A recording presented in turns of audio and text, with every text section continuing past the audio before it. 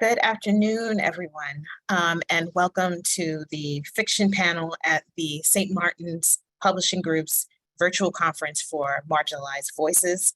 My name is Monique Patterson, VP Editorial Director of Acquisitions Outreach and Executive Editor at St. Martin's Press. I'm one of the organizers of the conference, along with my wonderful colleague, Tiffany Shelton, who's Manager of Acquisitions Outreach and Editor at St. Martin's Press. You'll see her in a moment when she comes on screen. I've worked at St. Martin's for 22 years and Tiffany for 5 years.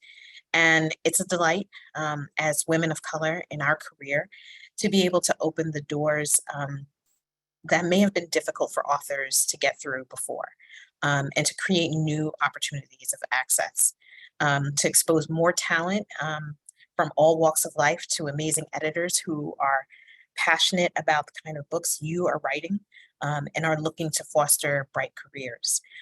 We hope that these next couple of hours are informative and illuminating, and all of us here at St. Martin's are thrilled that you have decided to share a portion of your afternoon with us.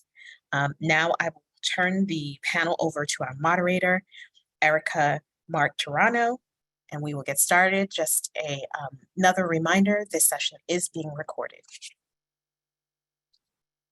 Hello, everyone, and echoing Monique's welcome to our first Marginalized Voices conference. As Monique mentioned, I am Erica Martorano, Director of Marketing and Multicultural Initiatives here at St. Martin's Publishing Group. I'm so thrilled to have you all here today and to introduce you to some of our fantastic editors.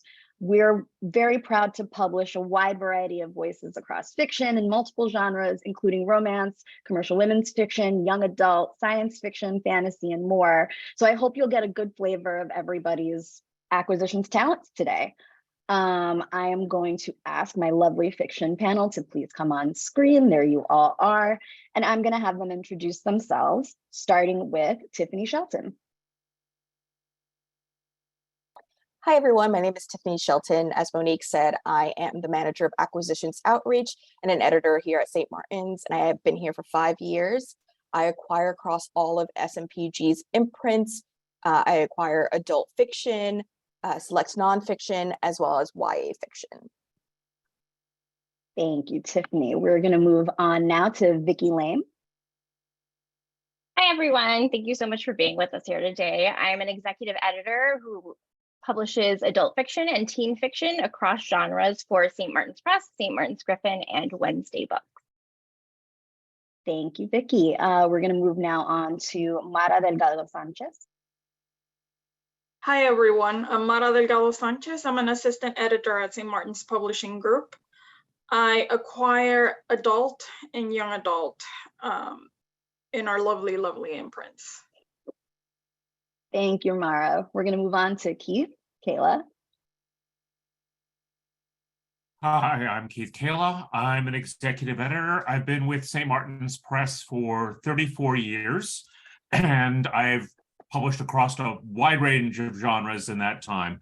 Right now, I acquire primarily for Minotaur books and St. Martin's Press fiction. Thank you so much. And we're going to move on to Sarah Canton. Hello, everyone. My name is Sarah Canton. I'm an executive editor here. I have not been here nearly as long as Keith. I've been here 4 years.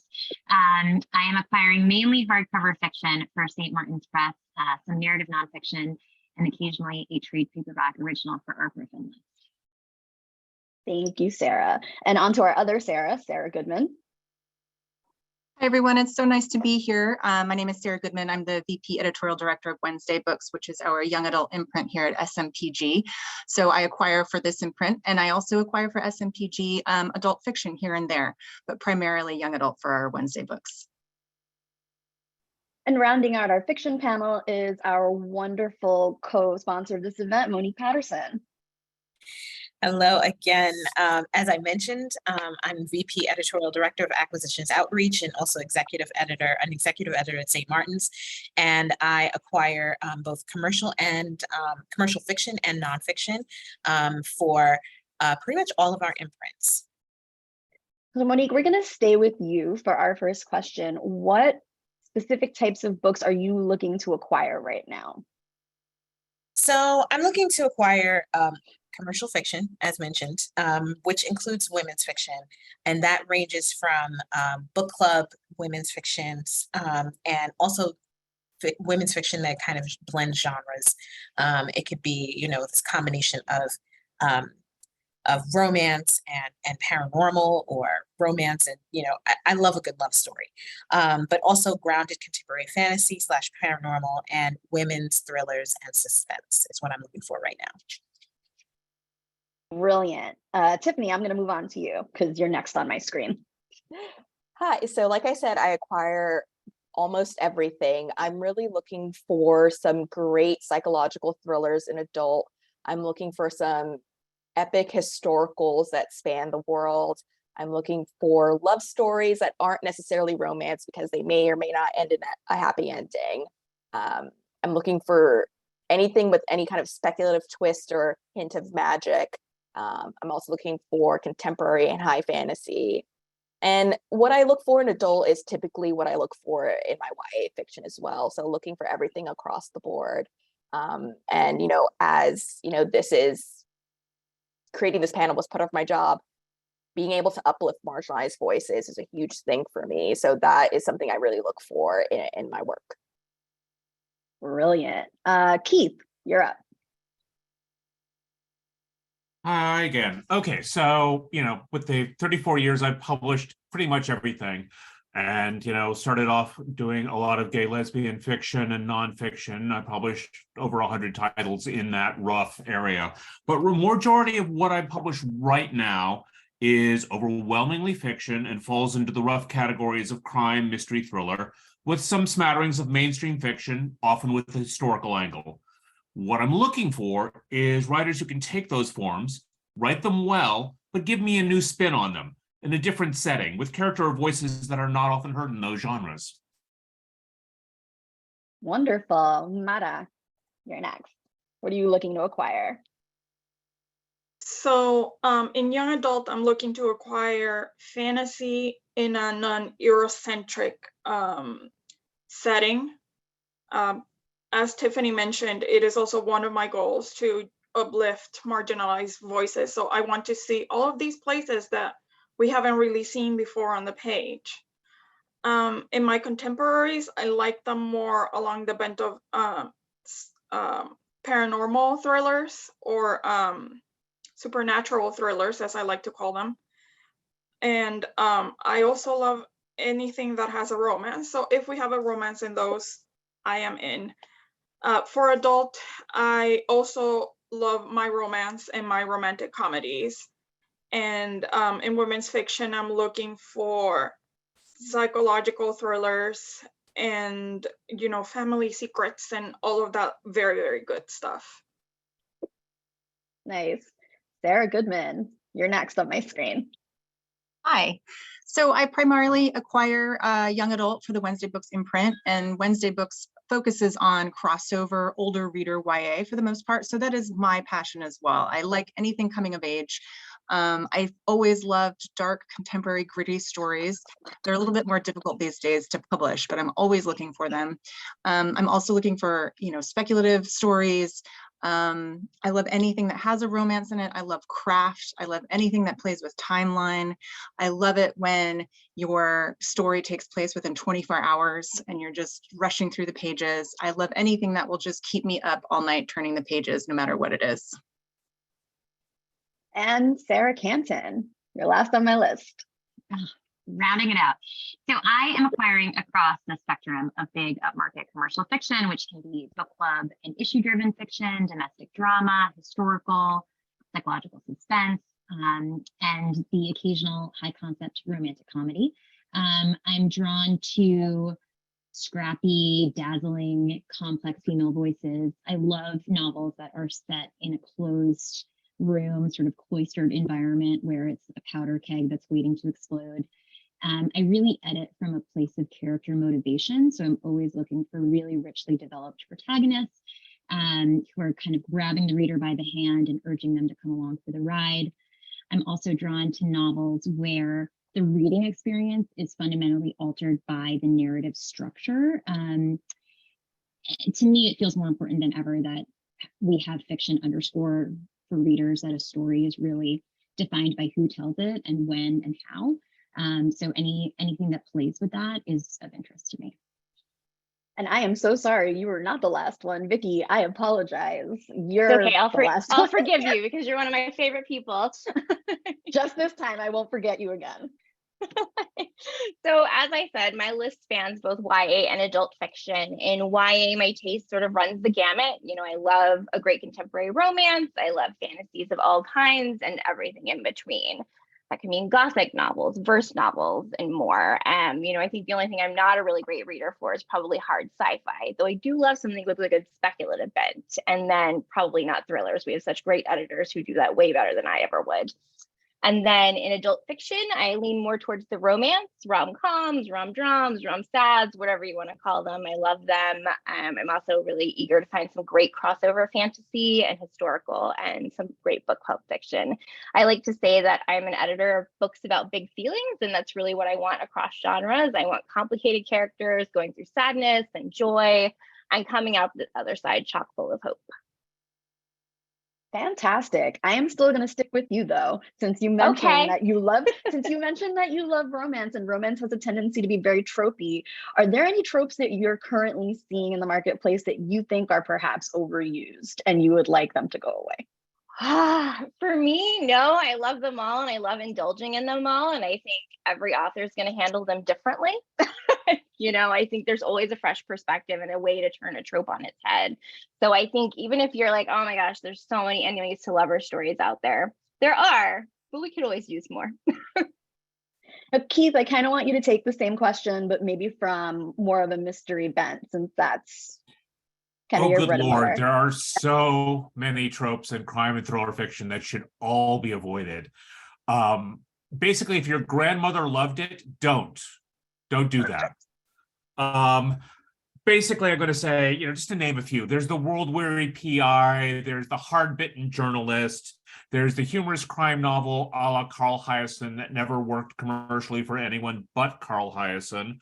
And then the thing that drives me the most nuts, which is political or social commentary masquerading as fiction. Write a novel first, and you know, weave your social commentary within the framework of that novel. Don't flip it around and do it the other way. And that's probably the thing I see most that I feel just doesn't work. So, you know, but basically go out, look and see what people are reading right now, and you know, see if you have a fresh spin on that. And I think that's probably your best guide.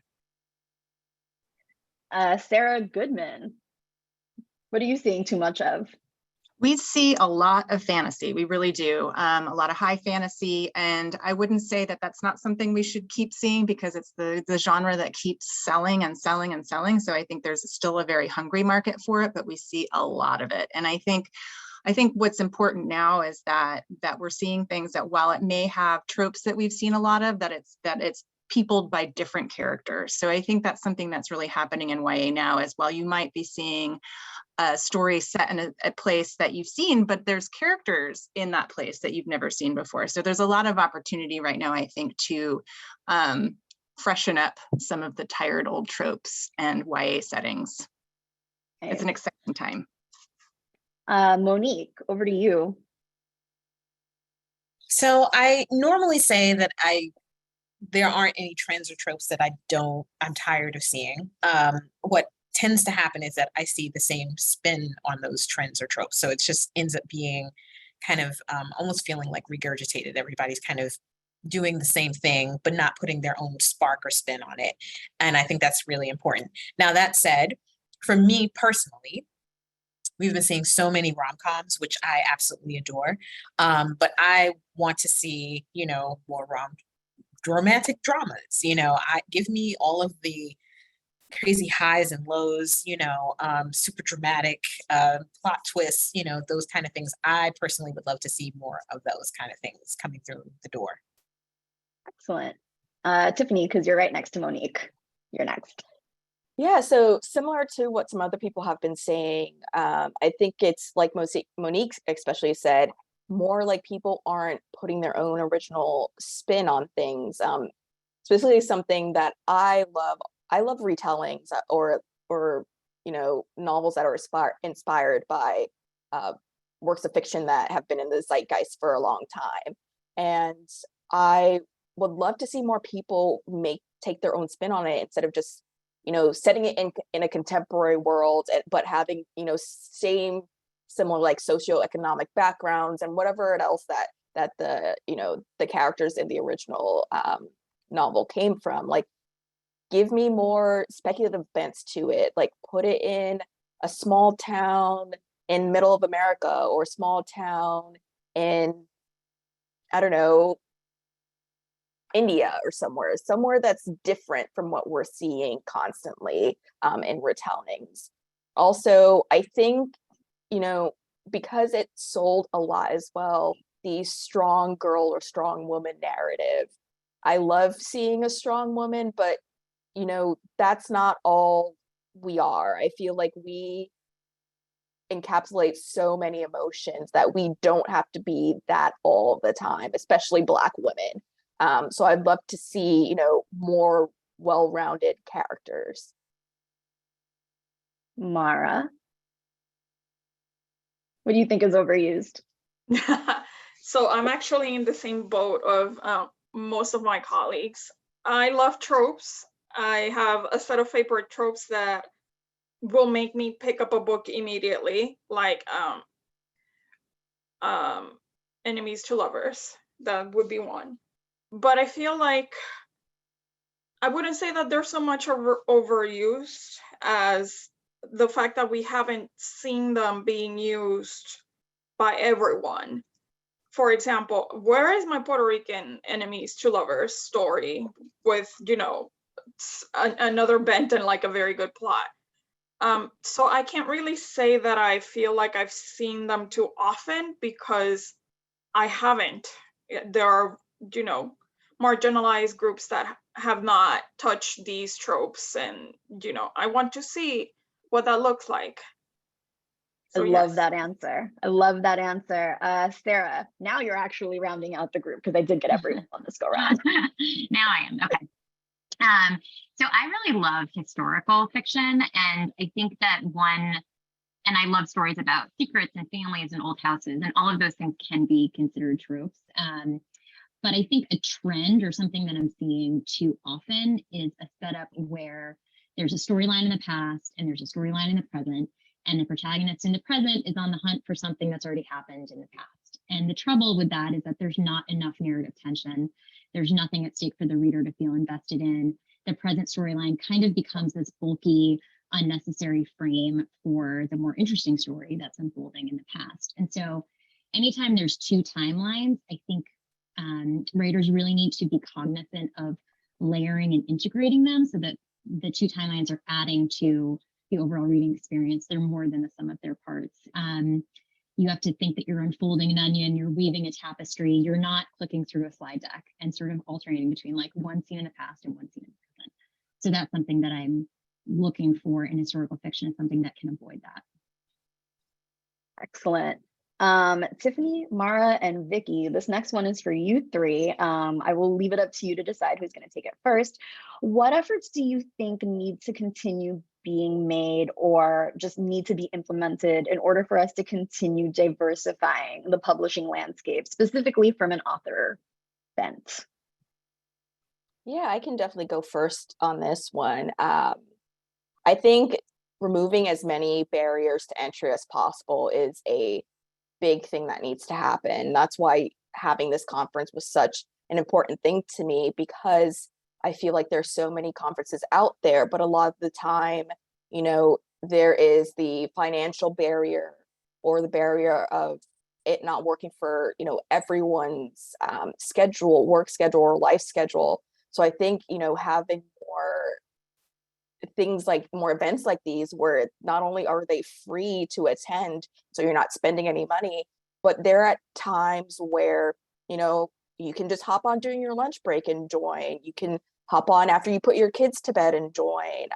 So just making things a lot more accessible and not having, potential authors that you want to work with having to scour the interwebs to try to find any information they need or learn about the editors who work in the industry, because that's a huge thing, like being visible to authors. Vicky, Mara, do you have anything to add to that? It's a great answer. Go ahead, Mara. No, you go. Mara and I go back and forth all the time. Yeah.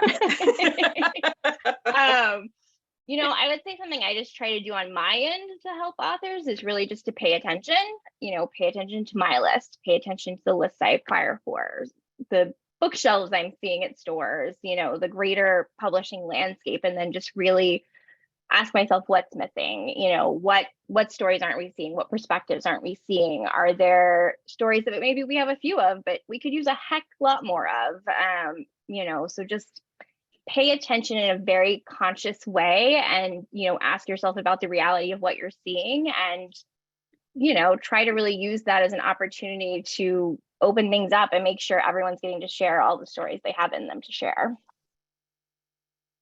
I'm echoing both Tiffany and Vicky. Like I said earlier, we haven't seen all of the stories. We haven't seen all of the tropes woven by everyone. So to me, it's important to pay special attention to that and to also keep an eye out on the kinds of submissions that I'm receiving. And another thing that I do is I pay attention even to the submissions that I reject. I think about the authors, and sometimes, I see really promising authors that are not getting the chance to publish, and maybe I have an idea that I can float by them and by the agent, and we can see what comes out of that. Because I think, yes, we're here to publish great books, but we are also on the other side of the gatekeeping gate, and so we can sort of kind of move, push and pull and rearrange a couple of things in order to give marginalized voices a better chance at hopefully, getting their book out there. Brilliant. Just a really quick reminder to all of our attendees, we do have a Q&A open. If you're dropping your questions in there, thank you for them. We're going to answer them towards the end of the fiction panel. Moving on. This part I'm very excited about, and I'm going to start with Sarah Canton on this one because I think I know which book you're going to say. Tell us about a book that you published in the last year, or you might be publishing soon. What did you enjoy most about working with this particular project and this author? Oh, I'm very excited to talk about this book. I'm actually going to hold it up because I have it here. This is a really extraordinary debut. It's called Mame by Jessica George. We're publishing it at the end of January 2023. It's really been one of the most rewarding experiences of my career working on this book. Jess is a young British Ghanaian woman, and Mame is very much based on her experiences growing up between these two cultures, as well as being the primary caretaker for her father, who was ill with Parkinson's. And at the same time, it's a coming of age story set in London as our protagonist, Maddie, is trying to make her way in largely white professional spaces. She's testing out online dating, and she moves out of the family home and in with roommates for the first time. And for me, the most enjoyable part of this process was that Jess was excited to be edited and really welcomed feedback. But there was this key emotional truth to the novel that meant that she knew the story inside and out. And so she was often better able to fix a problem that I had diagnosed than I could have. And that was really fun to see. I think the biggest lesson or takeaway of this particular publishing experience so far has been that, the narrative is very much about seeing and feeling different or out of place. But readers of all ages and races and genders and socioeconomic and cultural backgrounds are reading this novel and relating so deeply to Maddie because her humanity is really front and center. Her desire to belong, to feel loved, to feel valued, to feel fulfilled. These are just deeply human experiences. And so her narrative it's specific, but it's really just this perfect illustration that we all have a lot more in common than we might suspect at first glance. And it's just been really incredible to see the different types of people absolutely falling in love with this book.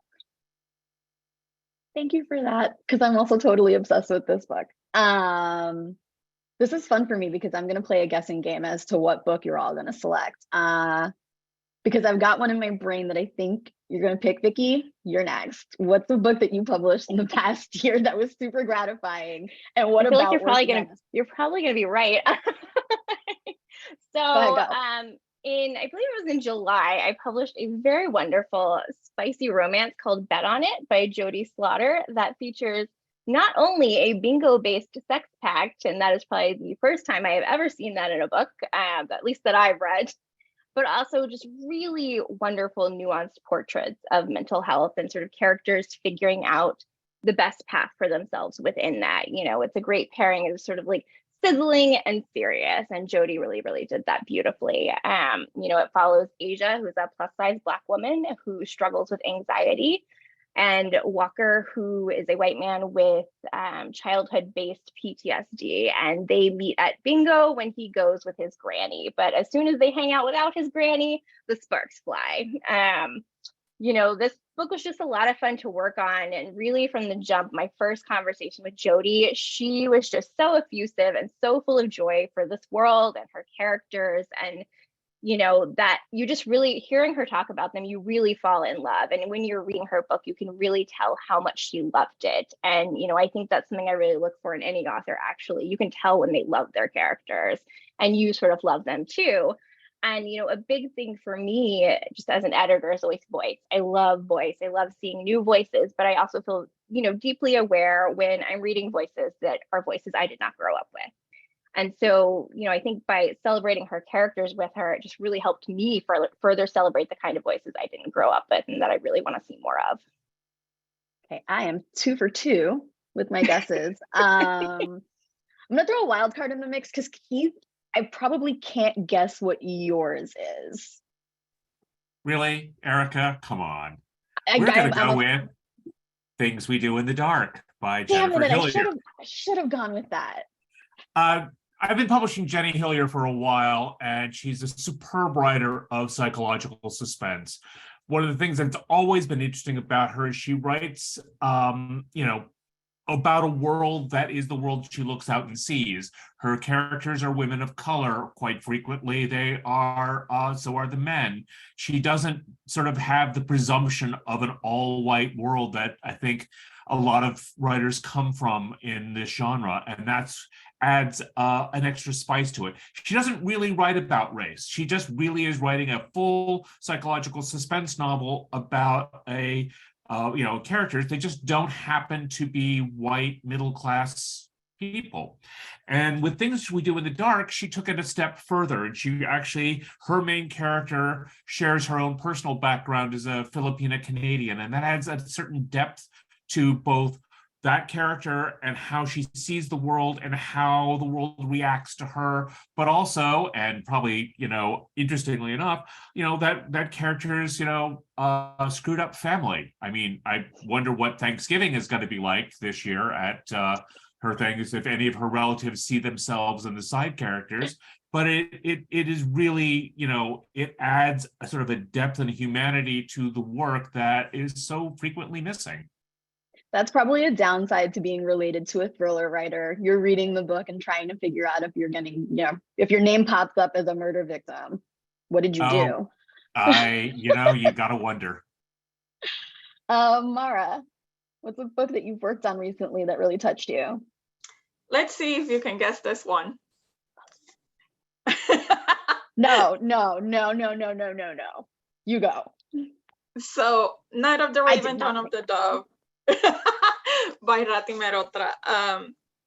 This book is about a plucky guardswoman who gets tangled up in the political games between two kingdoms in a medieval India infested by monsters. What I love the most about this book was the characters and their relationships. I feel like Rati has such a knack to get to the heart of a character and to, you know, peel them apart gently. You see all of the, you know, all of the strengths and the weaknesses and the places where these characters are soft or need to continue softening. She's so very good at weaving character relationships, you know, the push and pull between romance, but it's also the push and pull that the protagonist has with the antagonist and the people that are around them. Those are the kinds of stories that I gravitate towards. So I loved editing this one because I got to, you know, break everything down into little pieces and see how these all work together to make this book what we hope is a better version of itself. So I'm always drawn to characters, especially marginalized characters, living their best lives. Like, you know, go you, you're a plucky guardswoman and, you know, you need to protect a prince and you're just out there killing monsters and doing whatever it is that you do best. So yes, that should be my answer. Good, that is a good choice and not the one I thought. Monique. Yeah, so it would be Single Black Female by Tracy Brown. It's about the lives of 4 Black women and, you know, their relationships and roles as women, mothers, and partners, and it unfolds against the backdrop of one of their sons having an encounter with the local police that sets the community on edge. And, you know, I've been working with Tracy for 15 years, maybe more. And it's always about going through the creative process with her, shaping it. You know, I get to always, and I probably drive her crazy, but I'm always asking why. You know, Sarah Canton spoke about, you know, character motivation. And that's so important to know why the characters, why they are the way they are, why they're moving about in the world that they are, why are they chasing this thing, what do they want? And going through that process of seeing her shape these characters is always a powerful thing, you know, for me. And in terms about, you know, what I learned more about the issues that Tracy was exploring in this book and what that meant to her. You know, and that gave me another layer of insight. You know, she's a Black woman and I'm a Black woman, but we both bring different perspectives to the things that she was talking about in this book. And it was really powerful to have those kinds of conversations and to even just read the book and get additional insights and things that I actually hadn't considered before from her. So Nice. Tiffany, because you're right next to Monique. All right. I wonder if you can guess what I'm gonna choose. It's somewhere behind me. Is it the Gwenda Bond? No, but I do love Okay. that one. But I'm gonna go ahead and say Andre and Santi Were Here by Johnny Garzanvilla. God, I have which, like, failed the city. That book is so good. Which, like, first of all, I have to shout out our art department who, like, blew it out of the water with this cover. Like, it's just gorgeous. But, like, this book is just writing for YA readers at its finest. Like, we follow Ander and Santi, who Ander's working at his family taqueria, you know, trying to figure out what's next for him. And he starts falling in love with the newest worker, Santi, who just happens to be an undocumented immigrant in this country. And the author just has a way of conveying those emotional beats and those really tense moments so viscerally, especially when they have a run-in with ICE, when ICE raids their family's restaurant. So it's just so great to see this author's craft on the page, and they are so great to work with because they're just so collaborative. They're open to taking notes, and one thing I love is when an author is stuck during edits and they come to me and ask, like, hey, can we talk through this? And that's something, you know, that they're doing with me constantly on their books. And, you know, also working on this book, something that was reaffirmed for me was how important it is that, you know, the freelancers we hire to work on our books, especially, you know, our copy editors, how important it is to hire, you know, people from these marginalized communities, especially the ones that are featured in the book, and how much the authors that we work with appreciate that, even though it shouldn't be something that feels like an extra or perk. It should be something that's the bare minimum we do across this industry. And now rounding us out, Sarah Goodman. I'm Yeah, not trying to guess yours either. Oh, that's okay. One of the authors that I have had just the immense pleasure of working with is a woman named Asha Bromfield, who is a former star of CW's Riverdale, and just a powerhouse in general in her own right as a creator. And this is her debut coming of age YA novel, very closely related to her own life, about a young girl who leaves her Toronto home to spend the summer with her estranged father and his family in the Jamaican countryside. It is entirely set in Jamaica. It is entirely charactered by Black characters. It is both a story of cultural differences of her own, coming from Toronto into this family life that she hasn't spent a lot of time in. It affects her sexual coming of age, the way that she sees herself. It is gorgeous and honest, and I just love her. I was also just able to launch her next book, which is called Songs of Irie, also set in Jamaica, but in the 70s during their cultural unrest.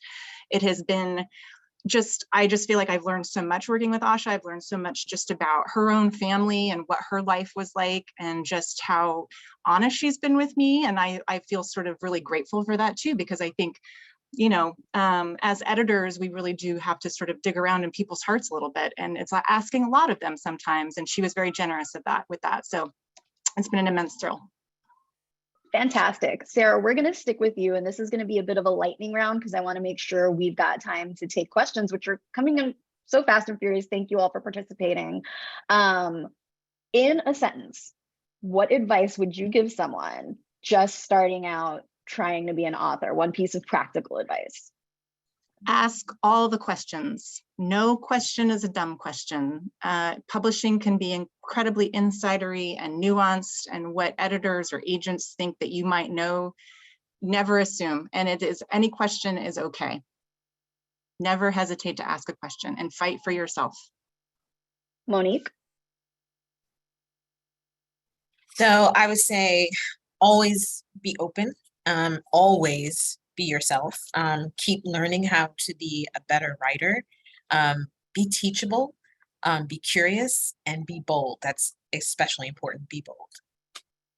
Sarah Canton, what's one piece of practical advice you'd give?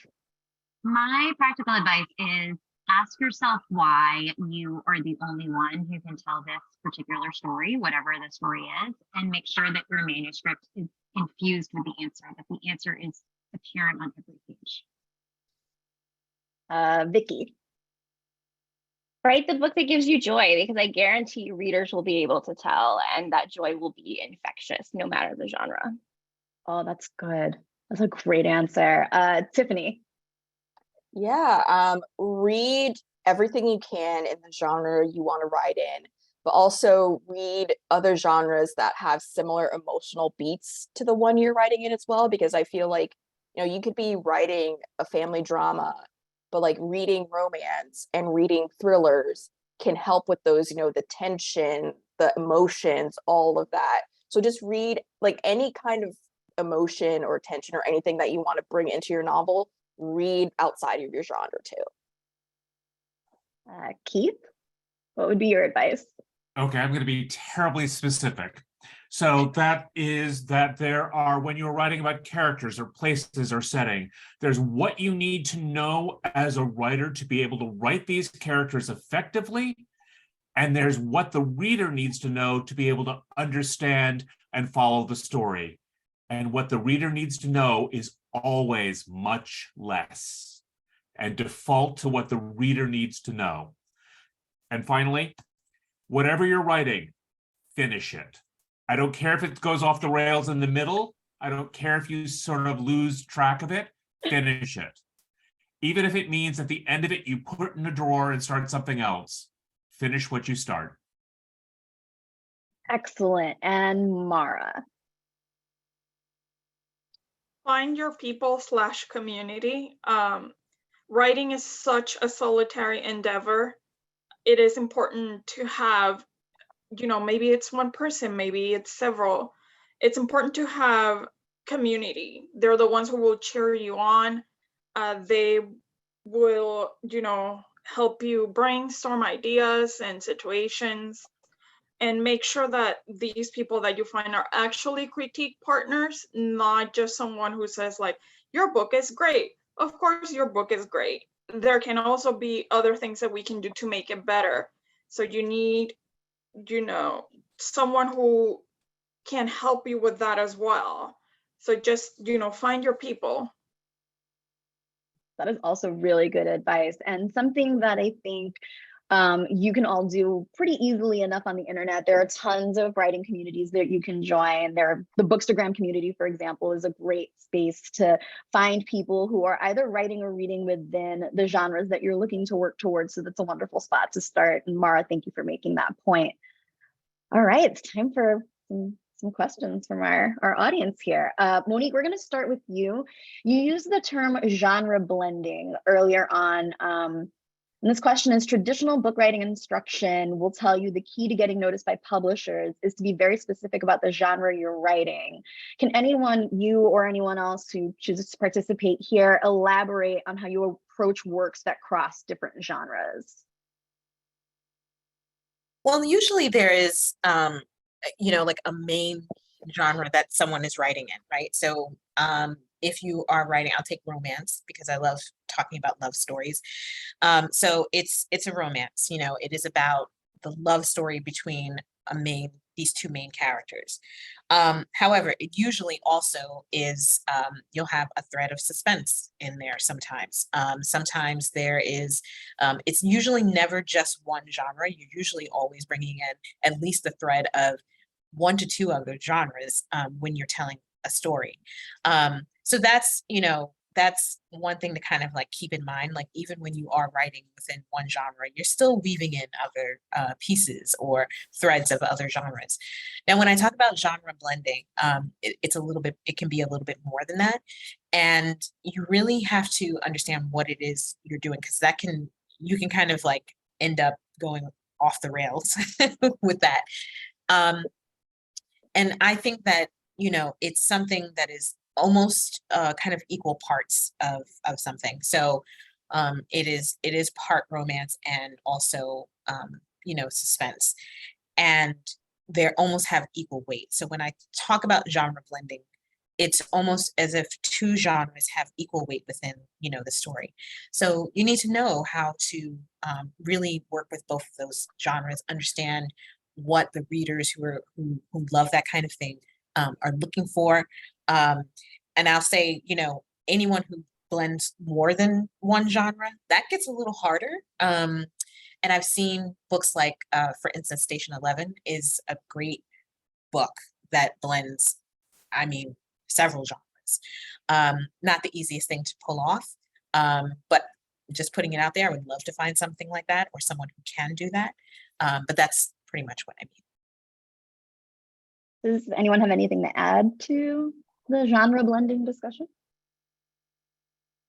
I would just say that I think this is an area where comp titles can be your friend. I think sometimes we in publishing can be frustrated by comp titles because they can feel limiting, but I think if you are blending genres or you feel like it's not quite all one thing or quite all another thing, using it's X meets Y as your pitch can be really useful for signaling that to readers. And if that is what you lead with, the people who are going to say yes to that are people who are interested in that kind of blend. So I think being familiar enough with the best comps in your categories is a great place to start. That's excellent advice. Yes. All right. This is for my lovely Wednesday ladies. Are you interested in nonfic for the YA market? And if you are, what types of nonfiction do you think appeals to a YA audience? $1 million question. They Nonfiction came in YA loaded.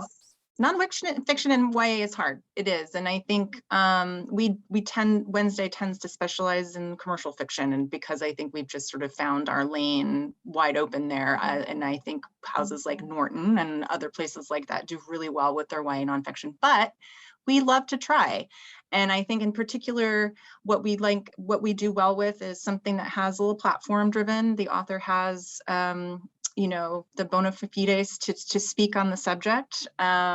I think Monique could even mention maybe Can't Stop, Won't Stop. We did a YA edition of that title, which was super exciting. And of course, the author has the platform to tell that story, to write that book.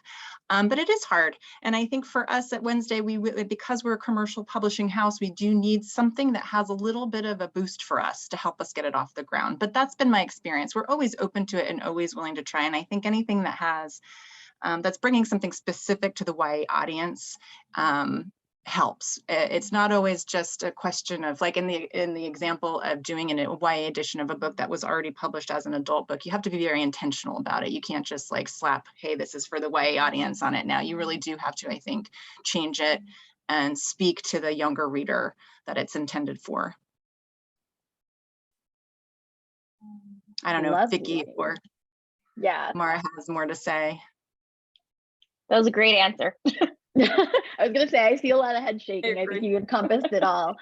Monique, I am going to hand this question over to you. We've got an attendee here who is writing a Great Expectations retelling set in India, which to me sounds kind of dope.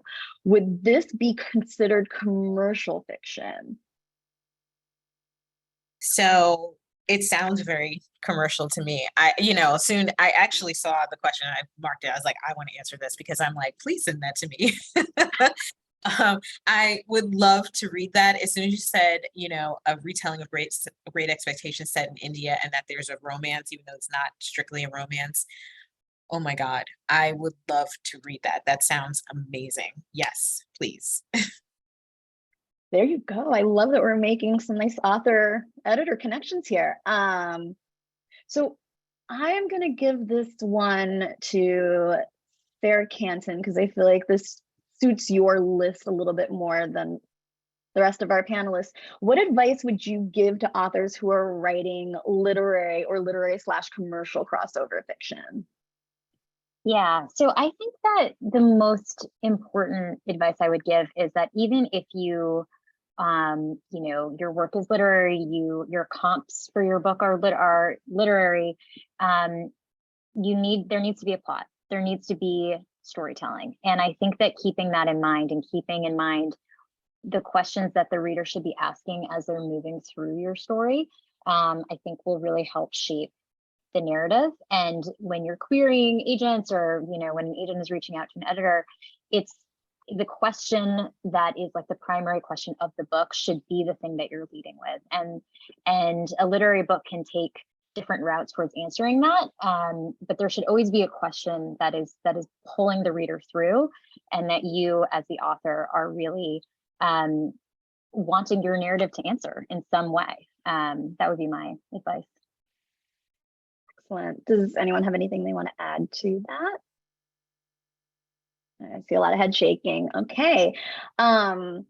So as a Black writer of Jamaican heritage, I'm finding that this is a good one. I'm finding that books about other cultures are expected to follow all of the same rules as Eurocentric books. Do any of you think that these rules potentially will change in the near future? I can jump in here. So it's important to understand the difference between showing and tell. I'm gonna make this one short. For example, you can tell us that the character is anxious, but when you show it, you describe how that anxiety manifests. And so that's kind of the difference between both of them, and they get mixed up, and they will come up every once in a while. I think it's important to understand that different cultures have different narration styles. And as an editor, part of our goal is to read this book and be like, I can see how this fits in the US market. Because at the end of the day, that is the main market that we're publishing into, you kind of have to understand that this is the type and the way that this author tells the story, and you work through that. So it's basically, you just need someone who understands what you're trying to do on the page, who understands your story. And that will probably be like hitting the jackpot. So I guess the answer will probably be is keep trying to find an editor and / an agent who will understand what you're trying to do. But it also needs to be, a partner that will push you to write the best version of the story. So it's kind of a scattered answer, but I think hopefully that makes sense. That's actually a good segue into our next question, which is, what should aspiring writers expect in an editorial relationship? What should people be looking for when it comes to finding a good partner to help you bring your book to page? It's a free for all. Anyone feel free to answer. I can go ahead and jump in on this one. Obviously, like I said earlier, as an editor, I like to be very collaborative with my authors. And I think that's something you should really look for in an editor and even an agent, is someone who's working to work with you and not try to make their voice be kind of the dominant and figure. Even though, yes, like, we are publishing professionals, we have experience, we know what works, what doesn't work. At the end of the day, this book should still feel like your book. So I always tell my authors, like, if I give you an edit and say, hey, like, I think you should change this because X, Y, or Z, and you come back to me and say, actually, I don't think we should change that, but I can see what you're getting at and why, there is something here that readers may get stuck on. I think we should actually change this other thing to kind of, wrap that thing up neater. And so I love being able to work with authors like that. And that's kind of like the best kind of relationship that you can have with an editor, someone who's going to listen as well as give great advice. Fantastic. Do any of my other editors want to add on to that, or do we feel like that's a good encapsulation of what the best thing is? Great. Monique, since you gave me a thumbs up, I'm going to kick this one over to you. What is one thing you wish all aspiring authors could know as they're getting started? Actually, I would like to hear from all of you what you think. I mean, I think the best thing that I could tell you that you should know is that we're looking for you. I think it was Mara who mentioned that writing is a very solitary endeavor, and then you're going out into the world and trying to get someone to read your story. You're trying to get their attention. You're trying to get someone in it, and that can feel, I think, pretty solitary as well, and probably frustrating. And I think the thing is, let the hope live in you and the knowledge live in you that we are looking for you. There aren't many of us. It may seem like it, but there aren't, and we get a lot of stuff in. So, but we're always, every time we open up a submission, we have this hope that we're going to fall in love. We're waiting to fall in love. We really are. Like, even when we sound our most jaded, we are waiting to fall in love. So just know that every time you send something out, you do have an editor who's waiting for that thing, that next book that they're waiting to fall in love. We are waiting for what you are creating. So always let that kind of be the hope that you have when you're sending your stuff out into the world and when you're writing. Great. Okay.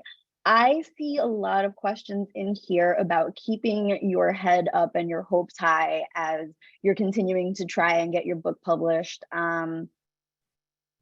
Vicki, what would you say to an author who's continuing to try and submit books and really not getting bites? How would you help bolster that person's spirits?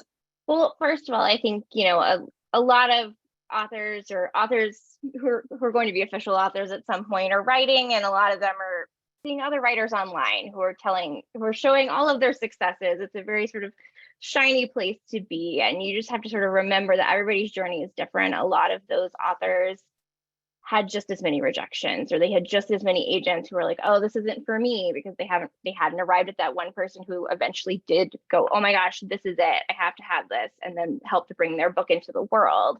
So I think you have to remember that, you know, you might be having rejections and not finding that perfect match, but a lot of other people went through that too, and it just hasn't quite clicked yet, and it will click. And I think you just constantly have to be, you know, write that first book, but, you know, if you have it out with agents, be writing that next book and asking yourself, like, what do you want to write and what could you improve on? And really sort of, when you are finding your community and those writers who are reading your work and giving you feedback, like really take that into consideration and being like, how will this make my story better? And, you know, just continue to improve your craft while you sort of work towards your goals. I would I just have a- add on to ahead, that Sarah. super quickly. Mame, the book that I was talking about before, this is the author's 7th book. It's her first book being published, but it's her 7th book that she wrote. And I think that that is just like a classic example of something that happens all the time. And like, you might see, hopefully you see this book everywhere in a couple months, and it's going to look like she's young and shiny and beautiful, and she has this great book and it came so easily for her. But behind that were 6 books that are sitting in a drawer that didn't work out. And then she wrote the book that was truly like, she was the only one who could write that book.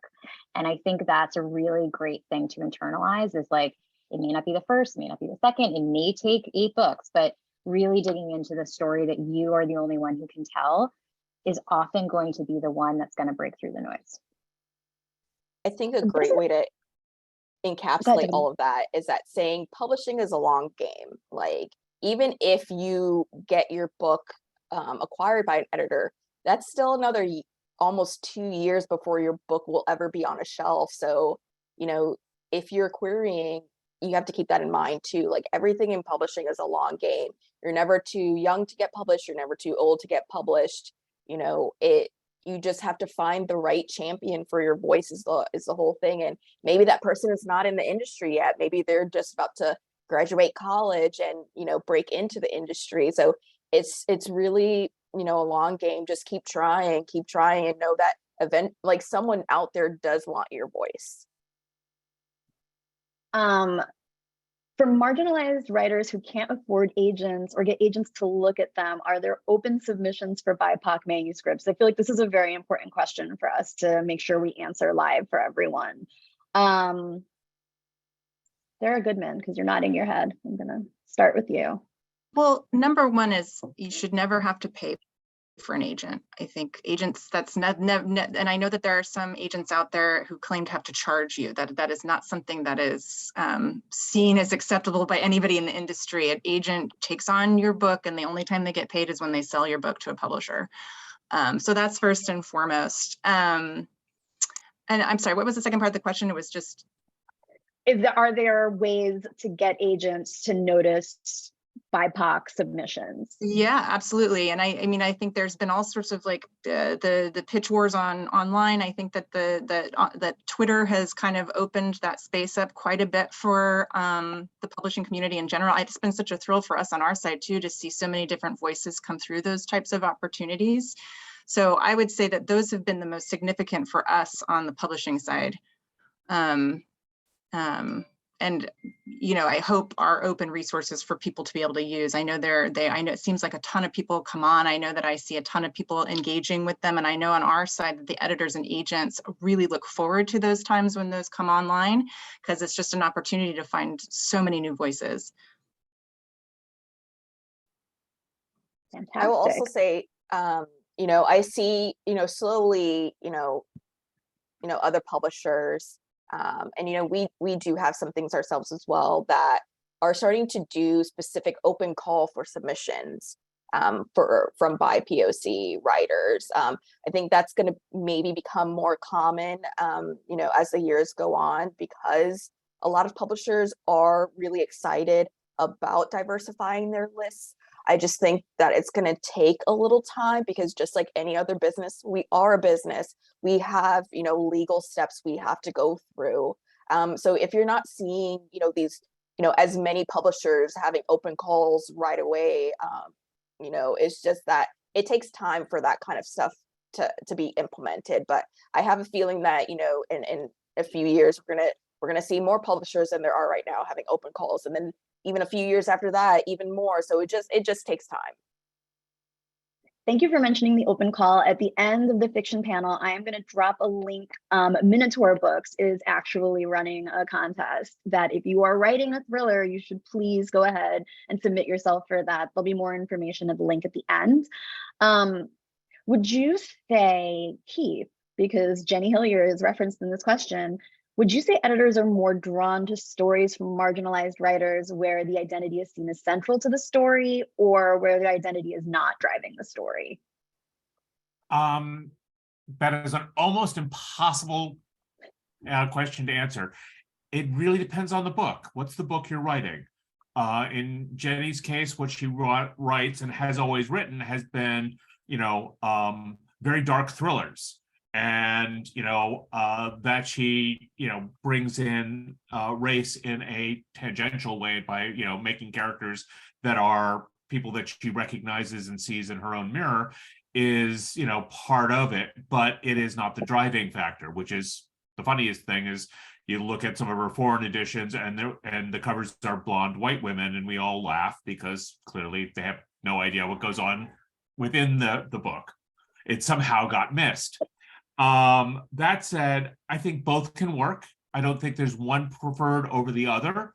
They're both different kinds of books. You know, one is a novel about a character that is going through something. The other is a very specific thing they're going through. So the trick is do it well. Cool. Does anyone have anything they want to add to that? I think it can be both too. I agree with Keith completely. It's so book by book. And I think it can sometimes be both at the same time. I think Mama is an example of that, where it is very specific to an experience of being a British Canadian woman living in London in your mid-20s, and in navigating, you know, professional spaces where you might be a minority figure.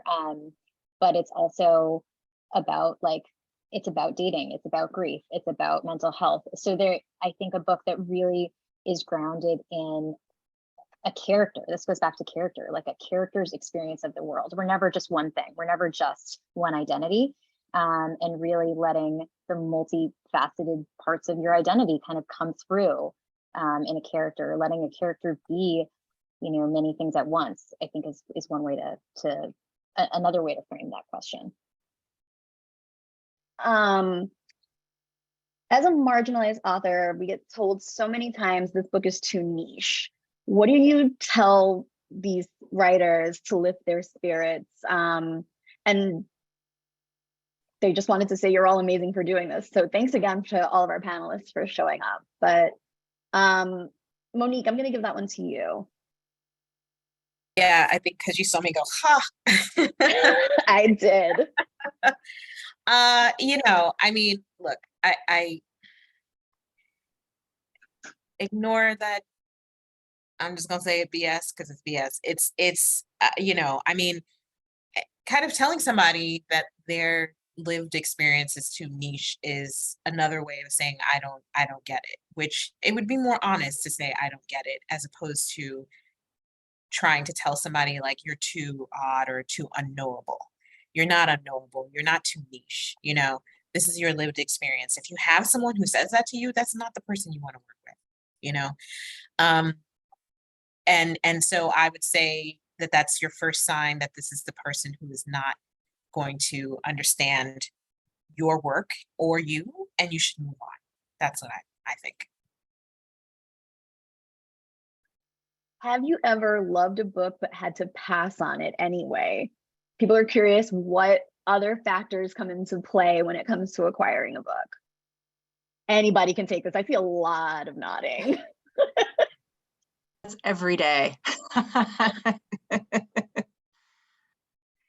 You know, for me, plot is really important. I just feel like having a really strong plot in a book just is it just for marketing purposes, for advertising purposes. So quite often I'll just fall in love with somebody's writing and I'll say to myself, but nothing happens in the book.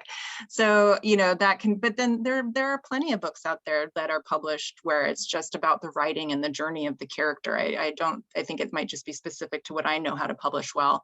But that's frequently what happens to me is I'll think, gosh, this is beautiful writing. And I just don't think that I would be able to make a splash with it. And I would never want to take anything on that I don't think that I could do a really good job with. So that's often a pass that I have to make. I love this, but I don't want to take it on if I can't make it the success it should be.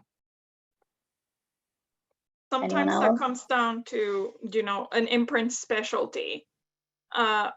We publish books that are in our wheelhouse. What that means is books that we know how to market and books that we know how to publicize. And so we know that we can get those books out there into the hands that are looking for them.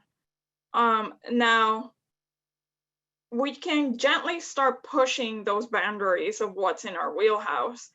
That might take some time, but I know that's something we are actively working to achieve. But the bottom line is sometimes, you know, we don't think we can do a good job with this book, and it's better off in someone else's hands.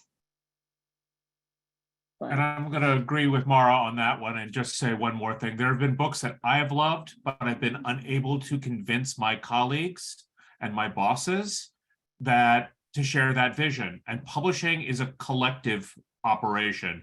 And there is nothing that is more frustrating for an editor than to take on a book, be the sole person that loves it, and watch it not be able to succeed or thrive in the publishing house.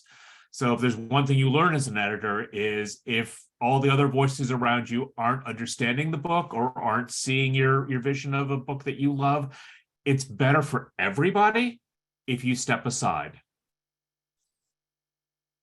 How important is the agent that you get submissions from? Do you think that the agented project might have a bit more of an edge if it comes from a particular agent?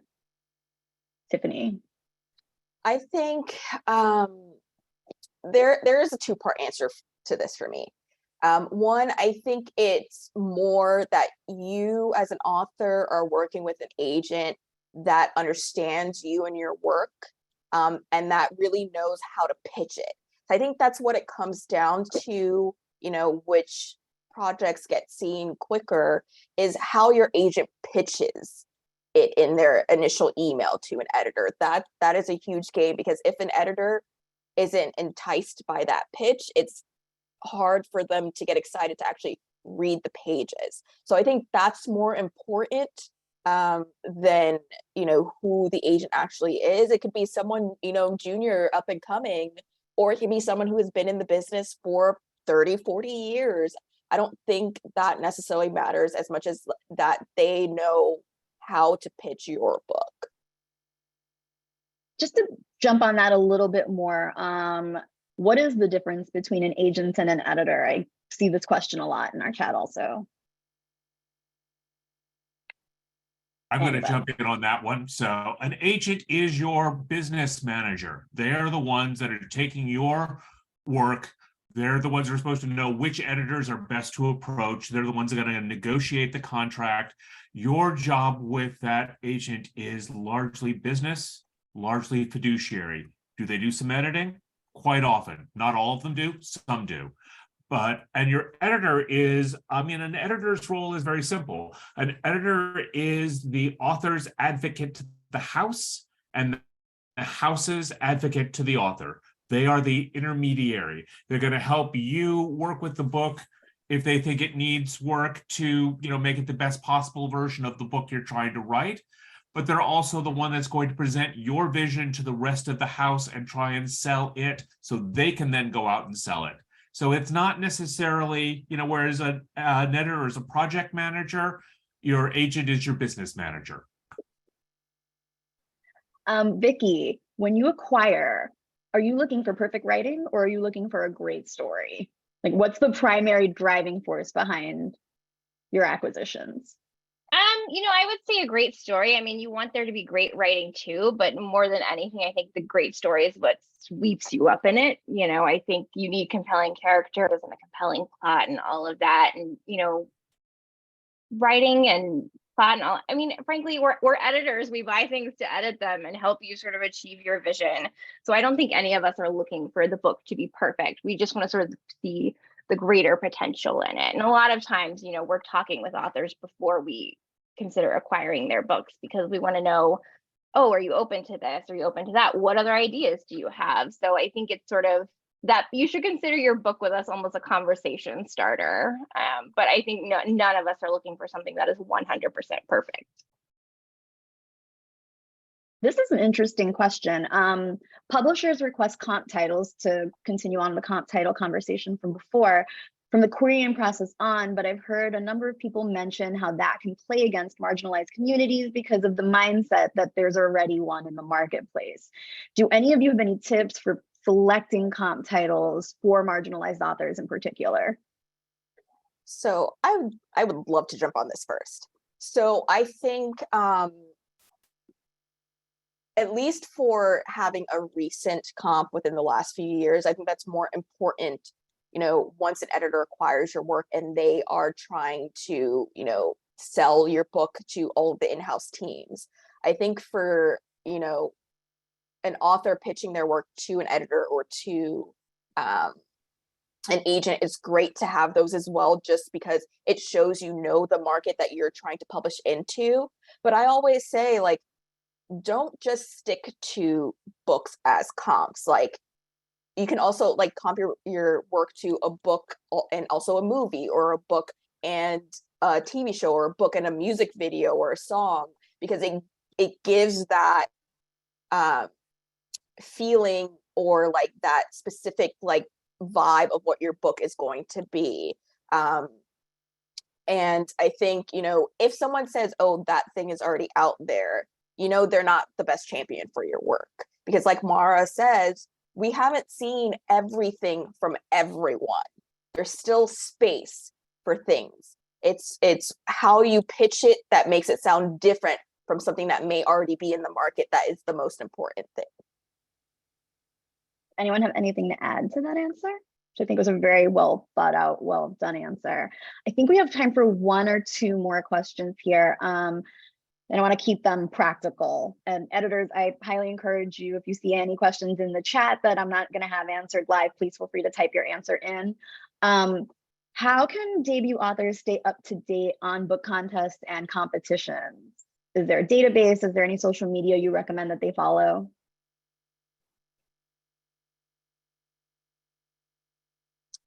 So I think, obviously, social media is a great place. It's a very useful tool, but I don't think, it's accessible for everyone. I don't know if there's a central database, but I know places, like We Need Diverse Books is a great place, a great resource.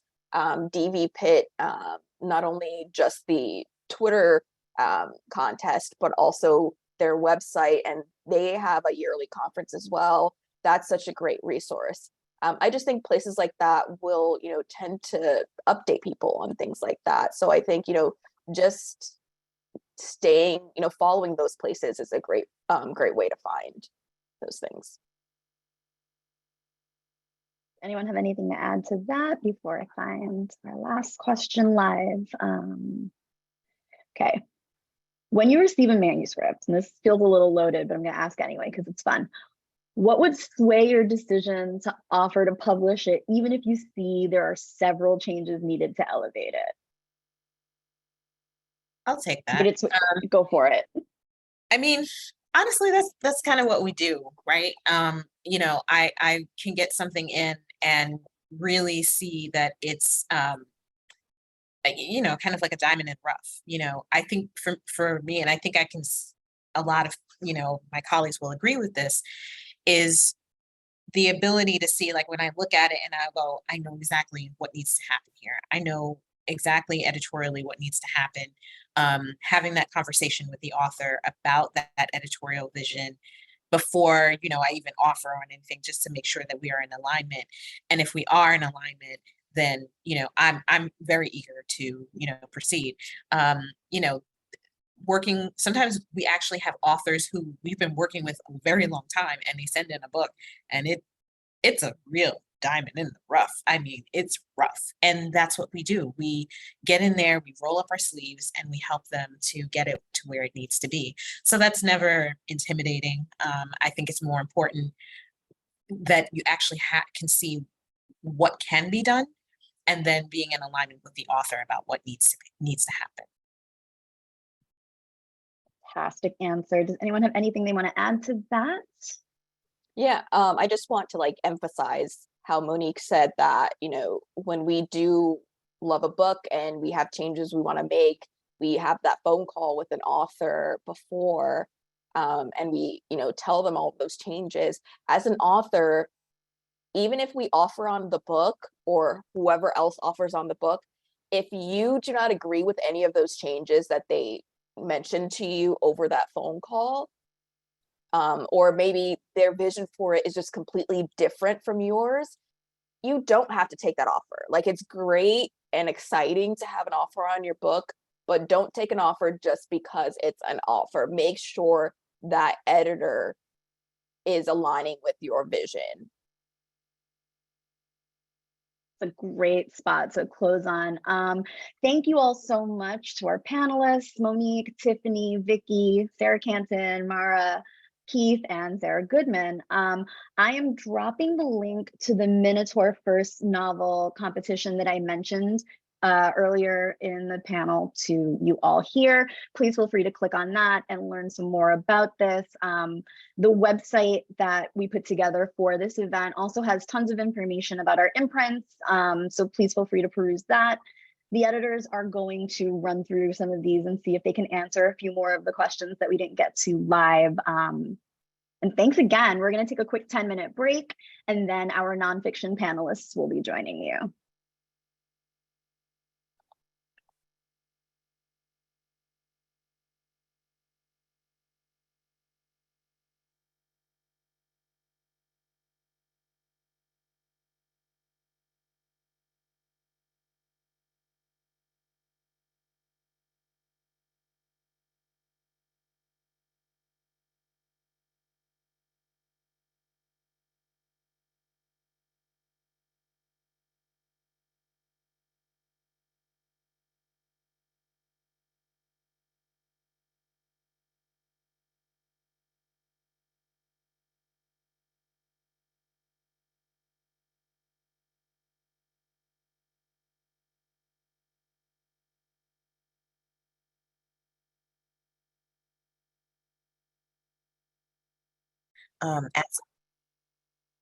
As women of color in our career, to be able to open doors that have been difficult for authors to get through before, and to create new opportunities of access, to expose more talent from all walks of life, to the amazing editors who are passionate about the kind of books that you're writing and who are looking to foster bright careers. We hope that these next couple of hours are informative and illuminating, and all of us here at St. Martin's are delighted that you chose to spend a portion of your afternoon with us. Now I'm going to turn the panel over to our moderator, Martin Quinn. Hi, everybody. Thanks so much, Monique. Yes, my name is Martin Quinn, and I'm the Director of Marketing and Bookseller Strategy at St. Martin's Publishing Group. It's my pleasure to welcome you to the nonfiction portion of our inaugural Marginalized Voices Conference. Before we start, I want to mention that about 15-20 minutes before we end, we'll have a question and answer session, and feel free to ask any and all questions in the Q&A Zoom option, and we'll do our best to answer all of them. I'm going to jump right in and ask our panelists to introduce themselves with their names and titles and what imprints they acquire for. And we can start with Anna. Hi, I'm Anna DeVries. I'm a senior editor. I acquire for St. Martin's Press, St. Martin's Griffin, and St. Martin's Essentials. Thanks, Anna. Michael? Hi, my name is Michael Flamini. I'm an executive editor at St. Martin's Press. I've been at St. Martin's for 28 years. I acquire nonfiction in history, politics, current affairs, entertainment, and a few cookbooks. And I acquire for St. Martin's, for Griffin, and for St. Martin's Essentials. That's a lot. Thank you. Hannah?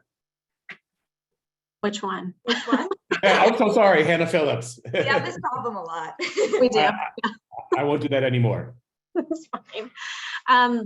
My name is Hannah Phillips, and I'm an associate editor. I've been with St. Martin's for almost 4 years, and I mainly acquire for St. Martin's Press, St. Martin's Griffin, and a little bit of St. Martin's Essentials. Thanks, Hannah. Tim?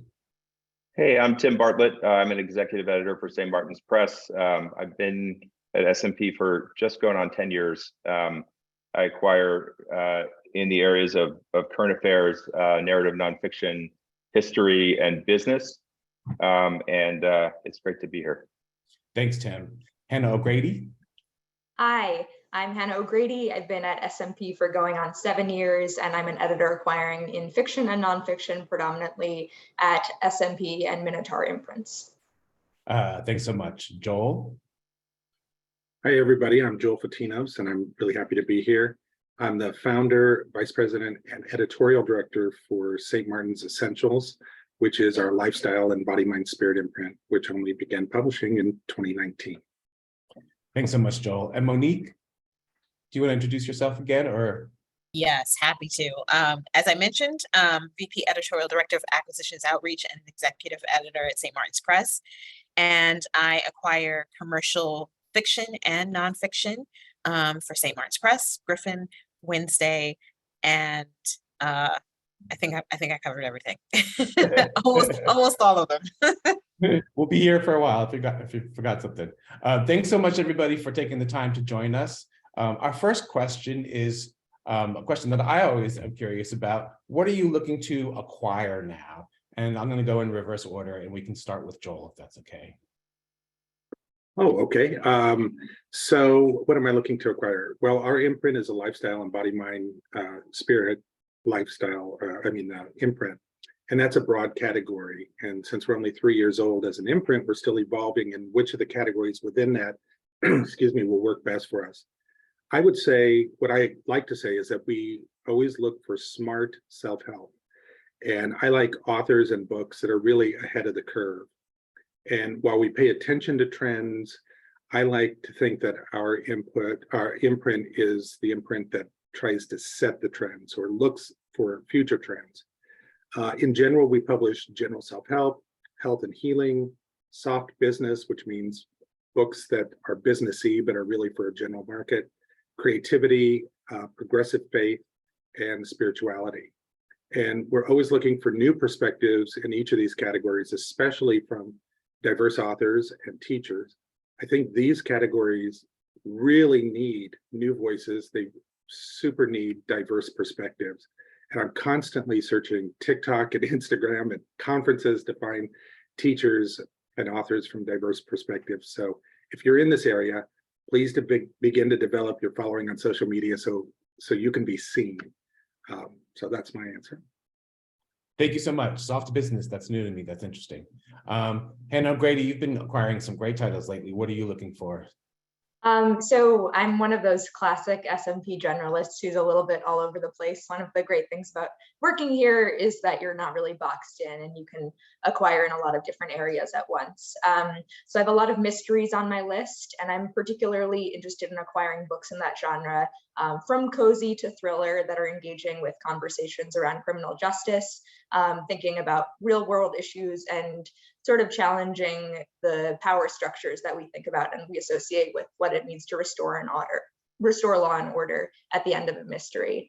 And in nonfiction, I'm looking for adult socially conscious stories, from investigative journalism to history, deep dives on a cultural issue.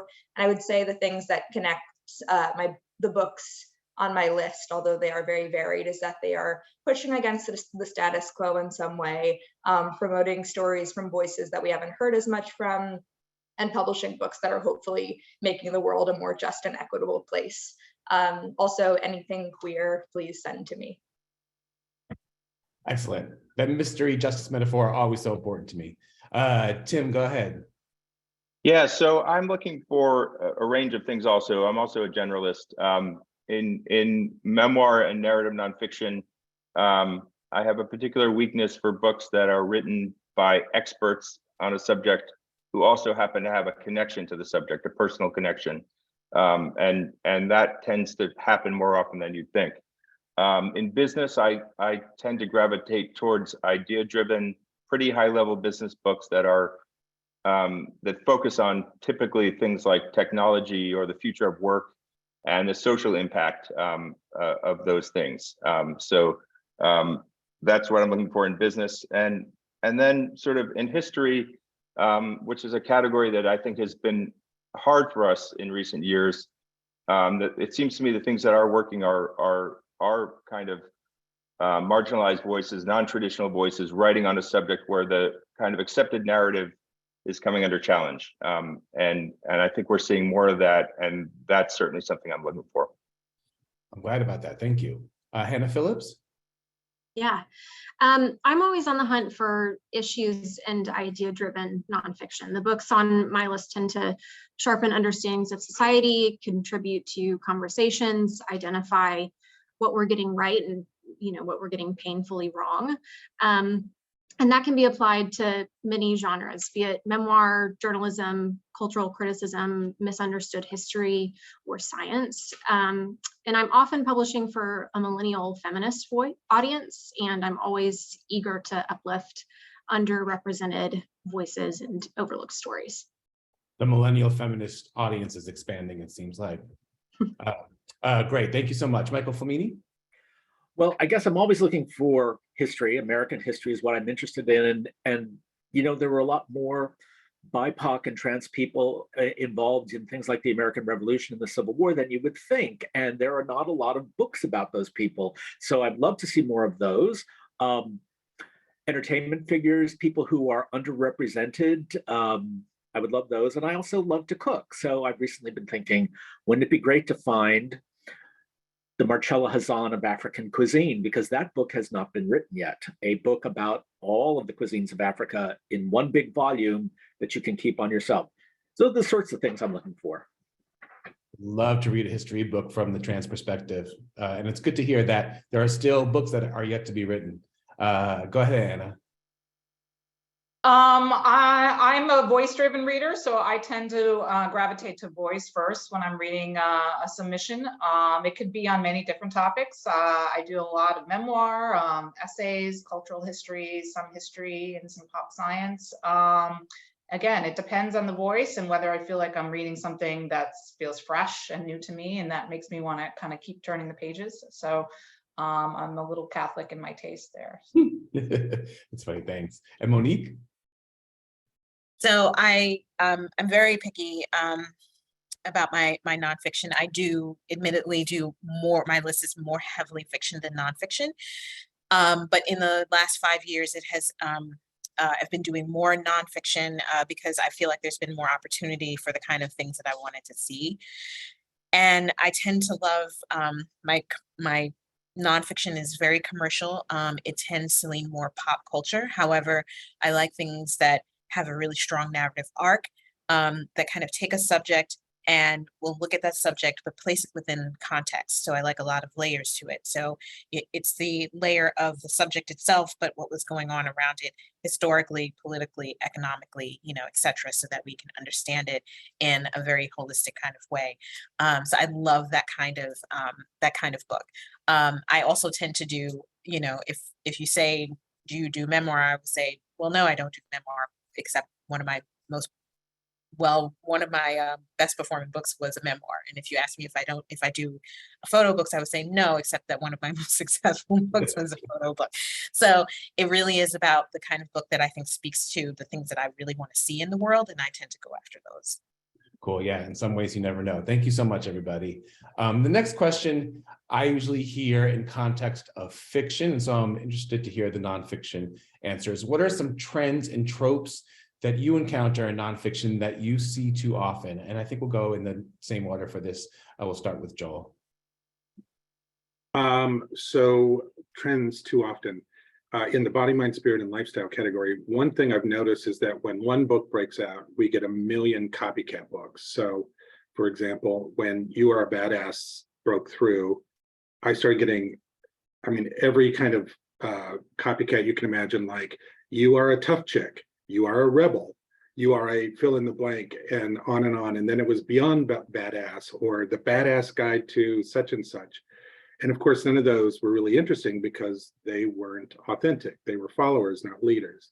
And that author who wrote that book, You Are a Badass, I mean, that book worked because that was how she speaks. And so it was very authentic. And similarly, when that book, The Subtle Art of Not Giving an F, became popular for a while, every proposal had a swear word in the title. I mean, every single one, it seemed like. And those proposals also weren't interesting because they were just jumping on a trend instead of being the voice of something interesting. So I would say that's something that I see a lot of, is just people trying to jump on other people's success instead of just being who they are and being authentic. I was in sales for many years, and representing a copycat book to a retailer, always tough and never fun. So really good point. Hannah O'Grady, what tropes do you encounter? Yeah, so I mean, I don't like to write anything off, and I've multiple times made the claim that like a specific area or genre isn't for me, and then the next day I get a submission in that forces me to completely reverse my position on that. But I very much agree with Joel that sort of whatever you're writing, make sure that you're telling the story in your way, and that's sort of, because we are all unique, and all writers do have a different perspective. And so if you're telling your story rather than trying to tell a story that you just saw that seems to have sold a lot of copies, then I think that's the best way forward. So true. Authenticity. Thank you. Tim? Yeah, I mean, I really want to sort of amplify what the other two folks have said so far. I think we do get a lot of copycats and people trying to ride on the success of others, but I also think there's nothing new under the sun, and so that shouldn't be something that necessarily deters you from going forward with a project. I think it's really thinking about specifically how you package it, how you position it against other books in the field. You know, in terms of things that in my areas of nonfiction feel overdone, you know, there are a zillion books on big data, and sometimes it's hard to even know, sort of get myself to dig in when it comes in. But as Hannah said, like, if it's the time that you don't really take something on its own terms that you end up getting burned as an editor, I think. So yeah, I think if you can be aware of the other books in your area and make sure that none of the packaging is too overtly like what's come before, the title, the way you describe it in brief terms and so forth, then you just get people to read in. And when they read in, that's when they can fall in love with your voice, with your perspective, and so forth. It needs a new twist. Thanks. Hannah Phillips?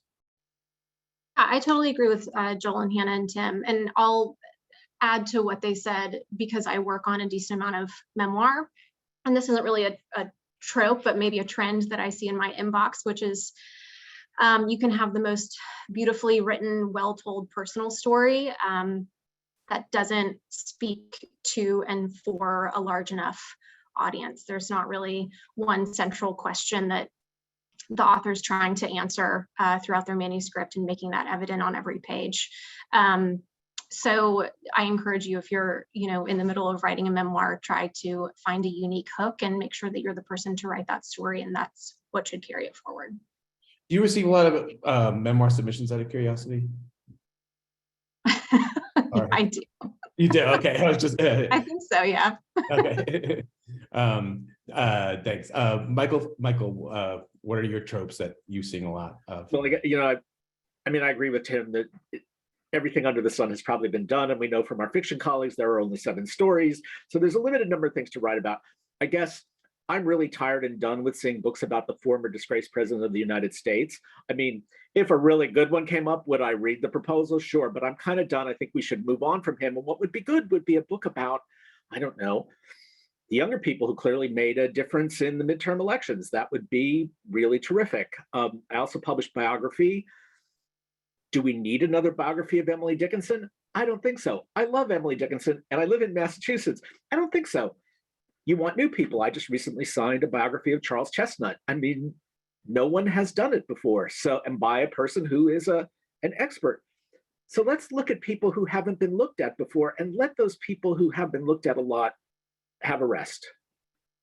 Great way of putting it. And I would love to read a book on the midterms. I'm really invested in them. Anna, tropes for you that you encounter.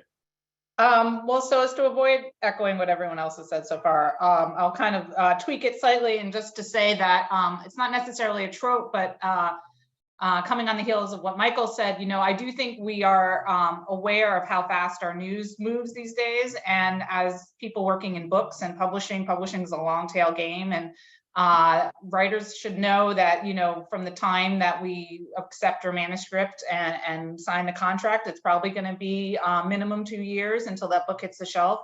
So, yes, if you're writing in the moment of the moment, you might want to just think about the fact that a reader probably isn't going to crack that book until 2-3 years from that time that you're writing it. So writing that kind of visceral reaction to the news, to the, events of the day, to the pandemic, it doesn't mean that it's not valid and that it can't still work in a book, but it is something to think about in terms of, when you're looking at that larger idea that the book has to stand on. So we kind of try to divide the line between what can work as a magazine article or a blog post or an online posting, and what really, has that wider, broader, more universal truth that can kind of stand on a bookshelf for many years to come. So I think about that a lot. Information is coming fast and furious, and when you're writing a book, it's going to feel old in 2 or 3 years. It's a really good point. Monique, what do you encounter? So, yes, there tends to be a lot of kind of also in this category, which in some categories, I feel like we definitely need more voices that are bringing their own unique perspective. And of course, what I, turn away from is what we all turn away from, is if it feels like the same thing that came before it. For me, it's really about that book that is bringing a distinctly unique perspective to that subject. And someone who really knows how to be able to tell that story in a compelling way. So I guess I'm not really speaking towards a trend or a trope, more so like what actually, when it comes across my desk, what stands out. And that's the thing, it can be, like you said, nothing new under the sun. When it's that unique perspective and told in a really wonderful way, that could change everything. Uniqueness matters. Thanks, everybody. Next question. What efforts do you think need to be made or continue to be made to further diversify publishing landscape? A very important question, and I'll start with Monique, if that's okay. Yes. So I think what needs to happen is we need to continually be looking to invite people from marginalized backgrounds into the industry. And, that's within publishing. So within our publishing walls, who we're hiring. So we're talking about employees, but also authors and agents and contests and conference organizers and booksellers and reviewers, all the parts of our industry. And that's what it'll take for the industry to actually reflect who we are, as a people. So it has to happen on all those fronts. That's a really good point. The industry in tandem collectively has to work for greater diversity, and we need to communicate about it all the time. Michael, do you have any thoughts? Yeah, we had talked about this earlier, and I guess, if you're a member of one of the marginalized communities and you're in publishing, you need to make sure that you're seen. And I'm gay, and I've never made any bones about the fact that I'm a member of the LGBTQIA+ community, and I think we have to be seen, because I think younger people will want to come into the industry when they see people who are like them, and they think, well, you can do that. I mean, when I came into this industry, it wasn't somebody who was gay. In 1984, when I came in, Italian American males were not exactly a big part of publishing, but I knew this guy named Bill Germano who ran Routledge and signed everybody on the left I could imagine. And I thought, well, he's Italian American, maybe I could stay with it. And then I heard about Jonathan Galassi, another person. So it's important to see, for us to say who we are, to be seen, to make no bones about it, because then I think there are people out there who will say, oh, well, she's like me, they're like me, he's like me, I can do this too. It's true. Toot your own horn and make sure you're seen. I'll add to that really quickly. In the fiction session, editors also noted that editors are looking for marginalized voices. So if you make an effort to be seen, hopefully we're meeting you halfway. Hannah O'Grady, do you have any thoughts? Yeah. So I guess, first of all, I just wanted to say that what needs to be done is a lot. And we are well aware of how far we have to go and how much needs to change. And I want to say that there are a lot of people on this side who really, really do care and are doing everything we can to create that change.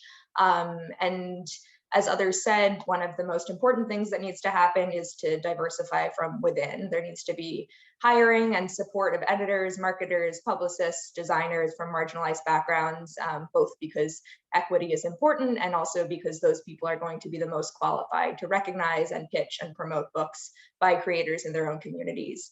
And that needs to happen at all levels of the industry. Another thing I would love to see is while we're a commercial publisher and we rely on comp titles to make a case for why a book is going to do well in the market we know, I think that can also be tricky, because if we want to publish books that aren't like things we've seen dozens of times, which for me is like the whole reason to be in publishing to begin with, then I think it's important to be open-minded, that you might not have the perfect comp for something, and that doesn't mean that there isn't a market for it and it's not viable. And then lastly, making opportunities to specifically reach out to writers from marginalized communities through conferences like this one, or Pitch Wars, or DB Pit. Erica mentioned in the fiction panel the Minotaur books competitions that I'm helping to run, where we have the opportunity to connect with unagented writers in the mystery space. And I would love to have more people from marginalized backgrounds submitting to those. Excellent, thank you. And I know this is a nonfiction portion, but Hannah mentioned the Minotaur fiction competition, and that link is still in the chat if anybody's interested. Thanks, everybody. I'm gonna move on to our next question. Tell us about a book that you published in the last year or so, and what did you enjoy most about the process of working with the author, and what did you learn? It's a really good point. And I'm going to start with, let's start with Joel again. Okay, well, I picked as my project, I mean, editors love talking about their projects and authors so much, so to do it in a short period of time is hard. A couple years ago, I published a book called Spirit Hacking by Shaman Durek, and it's one of my favorite books I ever published. Shaman Durek himself is one of the smartest, most really just wise and incredible people I've ever met. So when he came to us for his next project, he said it's a book and card deck set, which is always complicated, it's always difficult. But we sat down with him and he had a complete and full vision for what he wanted right off the bat, which I loved. I mean, I got his vision.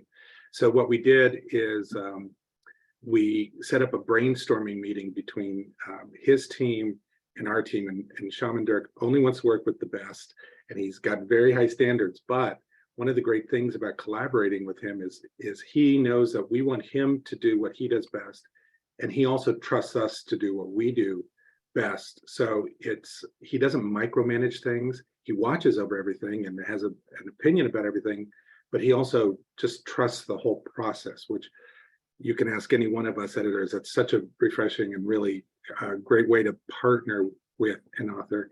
And what came out was we came out earlier this year is this incredible package and project called Alchemy Elementals. And it was different than any other book and deck set I've ever seen, because it came out of Shaman's beautiful imagination, and it has a incredible book, and it has all these cards in it. And when you begin using it, it's just phenomenal. It's a little bit Oracle, a little bit Tarot, a lot Shaman, and just something completely new and different. So for me, it was challenging, it was exciting, it was fun, and I loved every part of it. Really beautiful. I love when you see a physical book that you can tell so much effort has been made by our production department and author team. Thank you. Hannah O'Grady, thoughts? Yes. So I worked on a book earlier this year called The Black Agenda, Bold Solutions for a Broken System, which is an essay collection that was put together by Anna Gifty-Opoku-Ajuman, who's a young researcher and writer.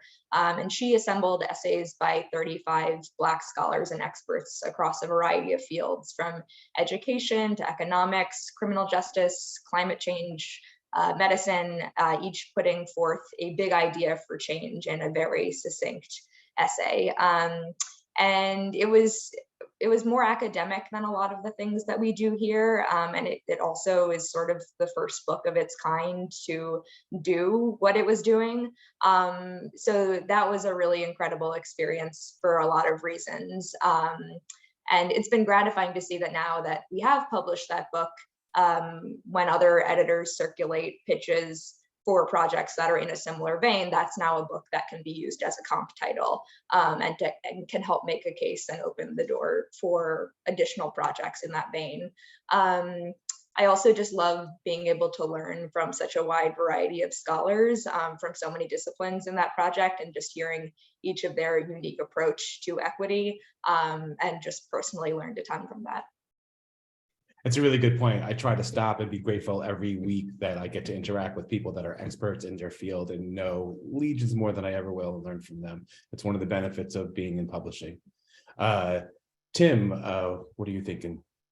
So there's really only one book that stands above all the other books I've worked on this past year, and it actually isn't coming out till next year, but I want to talk about it because the experience was so good. The book is called The Brain Laughs While the Face Cries, and it's a book written by a doctor, a 75-year-old doctor, who was responsible for breakthrough treatments of MS, basically treatments that really profoundly altered the lives of millions of people. And what's great about it is that the author grew up at a time when doctors really couldn't do very much. There was a lot of health problems in his family. Some of them having to do with neurological problems, like the one he would later study. And so I was able to work with him on making connections between what he experienced early in his life and the kind of doctor he became and the kind of researcher he became.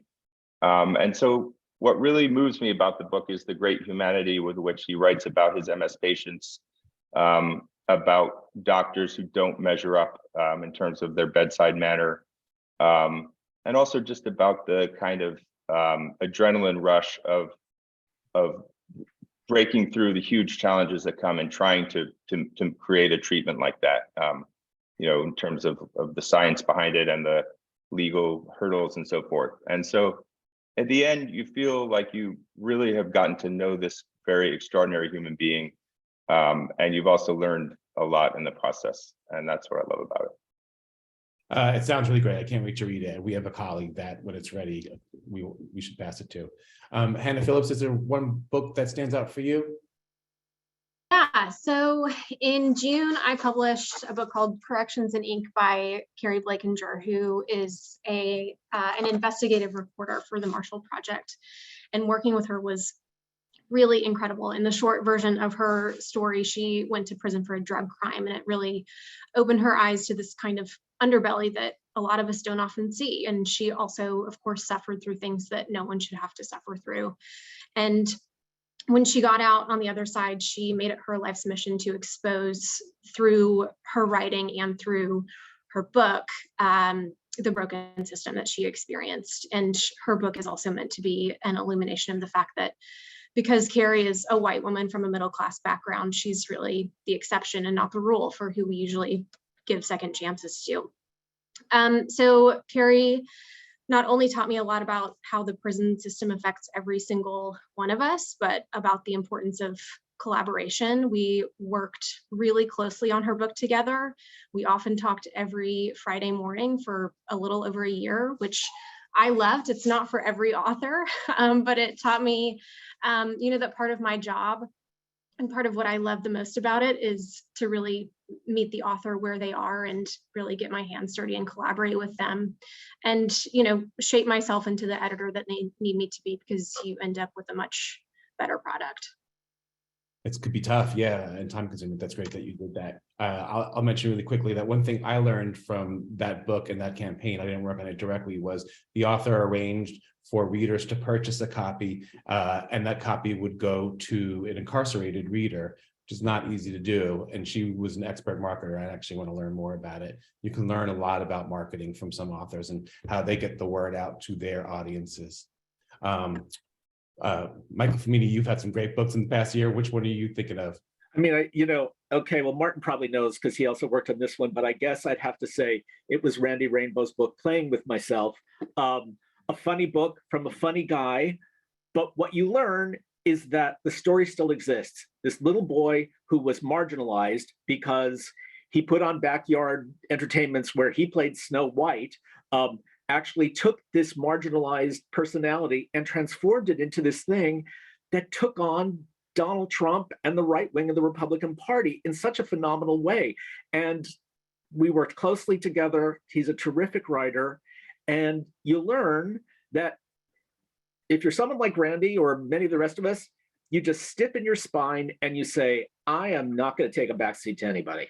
And that's what, I mean, and it's not something I learned, but it's something that was reaffirmed to me by reading the book and working on the book. Randy wrote a great book, and one of the participants in the fiction portion was asked advice to give to people, and she said, fight for yourself. And that's one thing that Randy does and talks about in that book too. Really great book. Yeah. Anna, what book were you thinking of? I was thinking of a book called In Defense of Witches by Mona Chollet. I only have it on my screen. You can't really see it, never mind. It's a French feminist writing about the legacy of the witch hunts and why those types of women which were hunted and killed are still sort of demonized in our current society. Women who are divorced, who are single, who are childless, who are gay, who engage in more spiritual practices that aren't, of the generally accepted religions.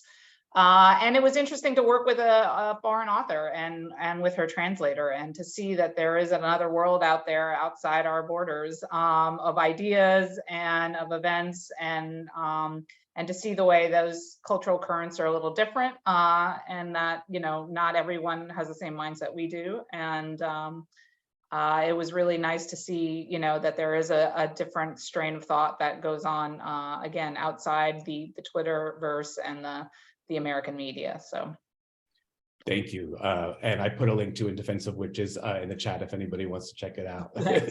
I got your back. Monique, how about you? So the one I want to talk about is actually not within the last year. So it came out in 2020. It's top of my mind because it is one of my favorite books to talk about. And I'm working on their new book right now, which is coming out next year. And this was Glory, Magical Visions of Black Beauty by Karen and Regis Bethencourt. They are a wife and husband photography team called Creative Soul. And in 2017, they went viral with their Afro Arts series. And that was when I knew I wanted to sign them up for a book.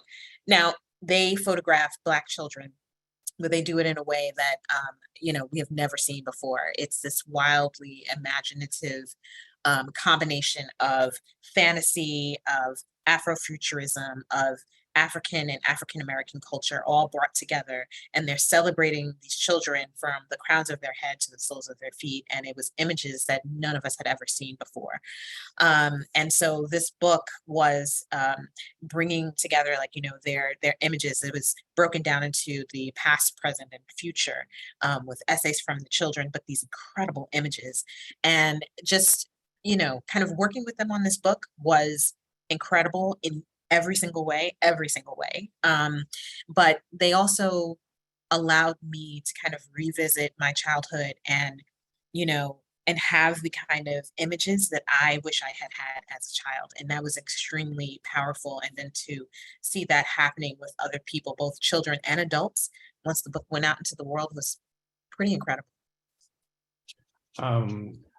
I get to work on that book, lucky enough, and I put that link into the chat as well, and I have to apologize. Previously, I had it set to just panelist in the chat, and so I also included In Defense of Witches as well. Thanks, everybody. We're actually running ahead of time, and I have one more planned question to ask you, and it was originally going to be in one sentence, but everybody feel free to expound on what is one piece of practical advice or non-practical advice that you would give to somebody starting out? And Joel, we'll start with you again. Okay, well, I worked really hard on that one sentence, Martin, but now I can go on. Well, my one sentence is this. This is specifically for kind of the category that I publish in, which is tell your truth from your perspective, be authentic and be visible, so that we and the world can find you. And so if I can expand, since we have that time, I would say this, which is when I go to social media to look in categories like tarot, astrology, self-help, psychology, yoga, alternative health, it is largely just a straight white audience. I mean, a group of people. And when I go to conferences, almost all of the presenters are just these kind of presumably straight white people, and it comes from that perspective. And yet, that's not the world that we live in. And yet it's hard to find diverse teachers and authors and speakers sometimes with, you know, within these kind of conferences. That's why I go to TikTok and Instagram and really look hard. And I ask my friends and I ask my authors, who else do you know? So that's my responsibility, is to be active and looking for diverse voices. I think my advice to you is to just make yourself as seen as possible. And using social media is the easiest, fastest way, I think, to do that. So I just encourage you to do that so that we and the world, like I said, can find you. Since we have a little time, people are making the point that it's good to be seen, and social media is important. Social media, and I guess that's a follow-up question for everybody. How important is social media? Is it something that a fledgling author should really spend a lot of time doing? And do you spend a lot of time looking at it for sources? Can I just say this? My meeting right after this conference in 50 minutes from now is with an author that I found on TikTok. And she has a really big TikTok following, not gigantic, but a really nice sized TikTok following. She has a really interesting and different perspective. And that's my very next meeting. And so it does work, I think. Thanks. Before I have one quick thought on it. Does anybody have any other thoughts on social media in terms of acquisition? One thing that we say to authors often, not everybody is a natural at social media, and we'll say, just pick one platform, Twitter or TikTok or Instagram or Facebook, whatever you're more comfortable with, and work on that, because social media can be time consuming, especially if you're trying to write a book. So I'd also, yeah, sorry, Martin. Go ahead, Anna. Well, I was going to say also, you know, I also say social media is never going to make you a better writer. It might make you a more connected one. So, you know, I do tend to sometimes go on the opposite end of the spectrum and say, you know, if you really want to finish that manuscript, you know, cutting off all your social media accounts is probably the way to do it. So I will put that note in there. Can I jump in though and say, you know, from deep inside the sausage factory, please do understand that when we look at a proposal, one thing everybody looks at is, what's the author's online platform? And it is just a reality of today. And so I don't think it has to be everything, but you can't ignore it, because in reality, Randy Rainbow started on YouTube. And that's where we all found out about him for the first time. So you have to balance one with the other. True, like everything in life, it's a balance, it's tough. Yep. I appreciate it. Thank you so much. Hannah O'Grady, what advice would you give? Well, first of all, I think read everything, whether you're a writer and you want to publish a book or whether you want to work in publishing. That is the most important, to figure out what you like and what writers you want to publish in a similar vein to, and sort of where you fit in. But I guess I also want to say, you know, you have to write the book that you want to write. And there's only so much thinking about marketability and you know, creating a brand out of yourself that you can do before, at least that I could do before I started to lose my mind.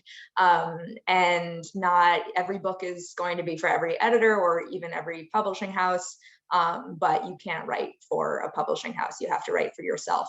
And I see like Twitter threads sometimes, or like someone making a comment about like, oh, no editors want fantasy novels anymore, or like the memoir genre is dead, or just like these incredibly broad generalizations. And that drives me crazy, because I think every rule in writing and publishing is meant to be broken. And if you stop writing a book midway through because someone tells you that like a genre is over, that's a loss. And you never know what the landscape is going to look like in 2 years when you're actually publishing your book. So write for yourself. It's a really good point. And there are always exceptions in publishing to all rules. Tim, how about you for advice? Yeah, I saw one of the questions was about how much editors need to know about their subject. And I think that relates to a piece of advice I often give, which is, for early on, I would start to imagine editors and agents reading your project, and I would think of them as more or less idiots and as people to whom your world needs to be explained. And so part of, I think, what you can do is you whatever you're working on, part of what you can do is start to think about the world that you see yourself as part of, whether it be social media or a body of books or what have you. You're writing as presumably as part of a larger conversation. And I think we talk a lot in this business about positioning, and so, you know, people think, oh, I have to be, you know, the next best-selling author, like some best-selling author that they know. I don't think that's always the case. I think it's what we want to know is that you understand where you fit, and that you have an idea of an audience for your book, and it might not even be an established audience. Like, that's, I think, the wonderful thing about this business is that in some ways we're always, because we're a little jaded, I think, just by the sheer number of things we read. I think when something feels really new, and when we think, okay, this is an author who really has thought about this, then our mind opens up, and then we say, okay, I want to go and experience this myself. I want to read about it. I want to see what it's like. I want to follow the Twitter threads, what have you. And so I would just say that, like, I would think about that really early on, and start to have a story that you're telling about yourself and about your work.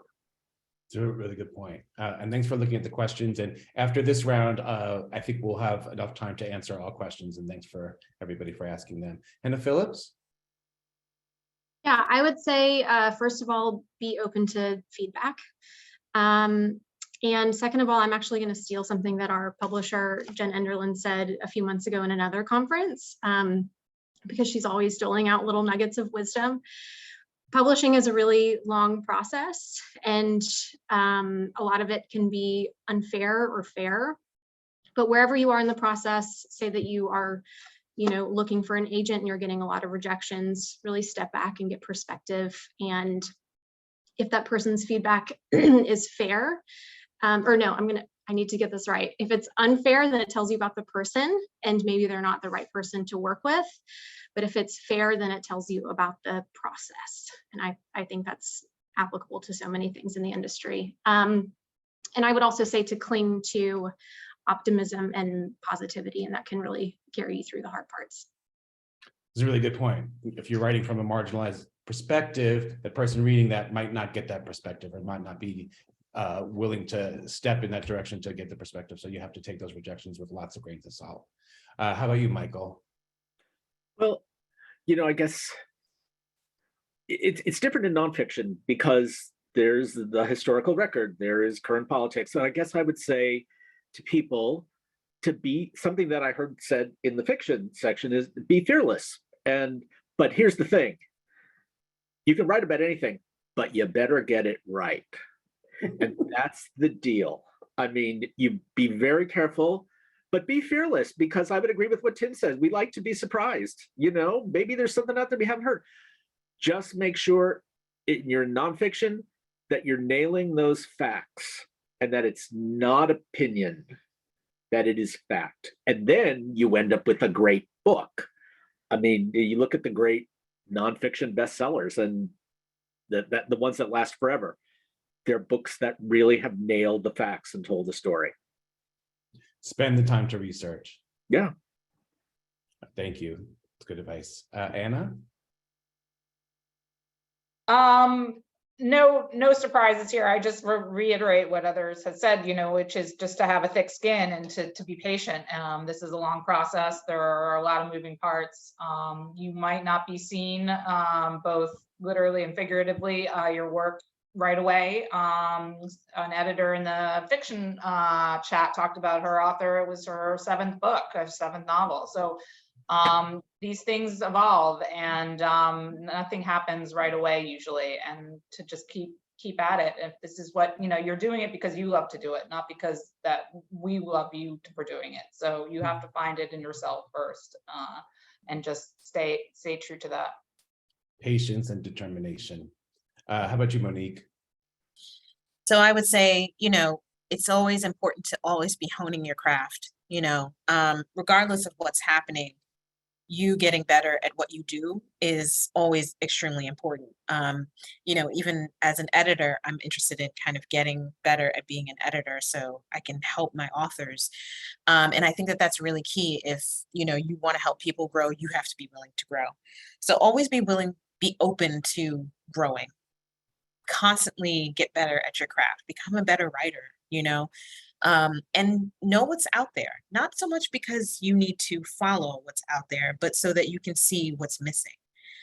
If you don't know your area, you know, so if you're like, I really want to do a memoir, if I really want to do a historical, you know, a great book on the history of whatever, it's good to know what's been out there and what is missing. Because there, you know, as has been talked about this whole afternoon, there are so many stories that have not been told yet.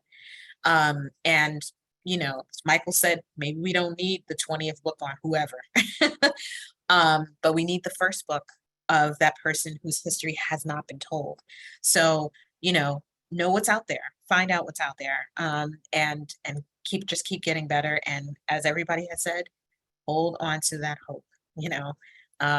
It is a process. Even on this end, we can tell you that. A long process. Thank you. I'm going to start with the questions. And the first one is maybe the most common question I get, somewhat surprisingly, about nonfiction. What is the market like for travel books these days? Has the pandemic slowed or fueled interest in the genre? I don't know who to call on for this one, because I don't know if any of you have published travel books. Does anybody have any insight? Well, I'll jump in. Thanks. I'll jump in. I mean, I don't think, because I have done some. I mean, I don't think, I think that the internet killed a whole big chunk of travel books, because if people are going to travel somewhere, they go online to find it. But the books that still work are the books about a specific place that may tell you about places to go. You know, I publish a writer named Elizabeth Minkeely. She writes about Rome. Now, she does tell you what wonderful places to go in Rome, but she also gives you recipes, and she gives you history, and she gives you culture. So I think those sorts of books work. I think the old, you know, Fodor's travel guides and the gone with the wind. But this kind, especially if you're writing about an interesting place where people haven't been, and you can give history and culture, then I think it works. Thank you so much. Folks have been also saying that you almost have to predict 2 years in the future when you publish a book, and that it goes for travel too. You know, if we're still in a recession in time, maybe budget travel books would work well. If we invest in infrastructure in the US, maybe train books would work well. So niche books, I think, still have a shot. Next question, how much do you, okay, we already answered That's with Tim, so I'll move on to the next one. The advice the memoir should have a central theme or narrative to keep it cohesive is incredibly useful. Thank you. Would it appeal to you to receive a manuscript for a memoir that is held together by a unique form that extends throughout? Hannah, could I start with you since you get a lot of memoir submissions? Sure. I'm always open to seeing something, and it's difficult to answer this question because so much of the appeal of memoir to me is just in the read, kind of, similar to what Anna said. It can be ultra voice driven. I think that when you start to get experimental with form, that makes it less of a fit for maybe somewhere like St. Martin's, not to say that others won't publish it. And just because it's not a right fit for me doesn't mean that it's a right fit at all. This business is incredibly subjective. So I would always love to take a look at something. Anybody else have any thoughts on that? I love experimental form, but yeah, St. Martin's is a little bit more commercial, and so it's sometimes difficult to play around too much. But I do think that even when you're experimental, you can have a through line that's thematic or narrative, and you should read widely in those. Read Maggie Nelson, read Darcy Steinke, Kristen Radke. There's lots of writers out there experimenting with form. Brian Dillon. Who are doing really wonderful stuff with memoir and nonfiction, but you should kind of look and see what they're doing and break it down. You can do an autopsy and see the ways that they play around with perspective and with time shift and look what works and see what they're doing right. And then, there's nothing wrong with modeling your work after that to a certain degree to see that, there is a certain cohesion, even if your form is playful and experimental. Thank you. Anybody else have any thoughts? If not, I'll. No, but I'm intrigued, Martin. I'll say. You're curious intrigued? Yeah, it sounds cool. Cool. Yeah, I'm intrigued too. I'll quickly mention Tears We Cannot Stop by Michael Eric Dyson is a book that St. Martin's Press published. He's an ordained minister, and he wrote it from the point of view, he wrote a sermon basically and put it into a memoirish form. And so that's an example of someone that used their experience to explore a different form of memoir. That's a great question. Thank you. Question for Monique. Since Monique works both in acquiring fiction and nonfiction, I wondered how the comparative experience of working on craft as an editor contrasts when working with fiction versus nonfiction writers. Great question. I mean, in both cases, there has to be a compelling story, being told. Something that is going to interest the reader, something that is going to grab them from page one, carry them all the way through. And I think that it's not different between fiction and nonfiction. Of course, there are different approaches to, I'm always in consideration of like, what is this book? What is it trying to be? What does it need to accomplish? And so I will adjust my approach based on that. But what I don't adjust myself on is, is the story compelling enough? Are we bringing the reader with us, or are we leaving them behind? And that is, that's regardless of what I'm working on. Excellent, thank you. I know a couple of other of you work on both fiction and nonfiction. Do you want to share your experience at all? Yeah, I completely agree with Monique about those overriding themes. And I guess I would also say that I think that there's much more variety, not necessarily like between fiction and nonfiction that I publish, but just with each author. Every author is going to need to work in a different way, and a good editor is going to be able to work with you on that. And I've had situations like Hannah Phillips described, where I'm talking to an author every single week, having Zoom calls and talking through plot issues. And then I have other authors who are book a year, they turn in the manuscript, we do 1 or 2 rounds of edits, and it's good to go. And everyone is different. And so regardless of the genre, just know that editors will hopefully be willing to work with you and find a system that works well. Every author is different, so true. Thanks, both of you. The next question begins with the implosion of the Twitterverse, which could be a conference in itself that I would attend. I'm curious if nonfiction editors are changing how they think about that platform, Twitter. I know platform is not just social media following, but Twitter has certainly been a big part of many experts in journalist platform. I've been thinking about this a lot. Great question. Anybody want to tackle that? I know it's new. I think Go ahead. I think we're definitely worried about it because it's a great source for us to kind of keep current and to learn new things, and obviously we've come to rely on it. I can't believe it's going to go away, and in spite of all the nonsense that's there, I think it's a really unique platform for people doing the kind of work we do, and so yeah, I mean, you know, if it were to disappear tomorrow, it would take a while, I think, for all of us to figure out how to fill in that gap, because there's really nothing like it. Anybody else have any other thoughts?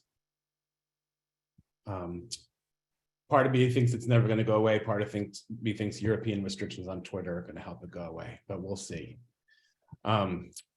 Next question. I learned from nonfiction agents and writers that platform is important even more than fiction, given that BIPOC folks aren't given some of the traditional platforms, legacy media in print, TV, radio, for example, to really show their expertise.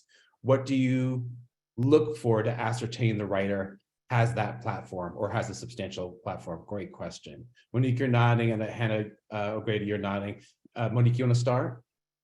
Yeah, I mean, I think following what Joel has touched on, or actually touched on quite well, was what I find is that, you know, when the authors are not given those opportunities, what they've turned to is social media.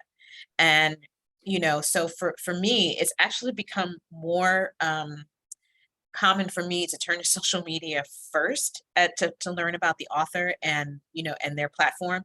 And those social media stats can really matter. You know, we as we all know, we talk about them, you know, we'll mention it when we're pitching a project in-house, you know, their social media following is X, Y, and Z.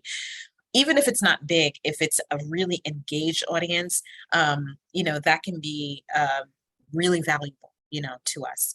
So, you know, it's about being willing to look in other places besides like, oh, or have they gotten on, you know, and it's harder, honestly, for everybody to get on places like Today's Show and, you know, and getting in, you know, in any of these print publications.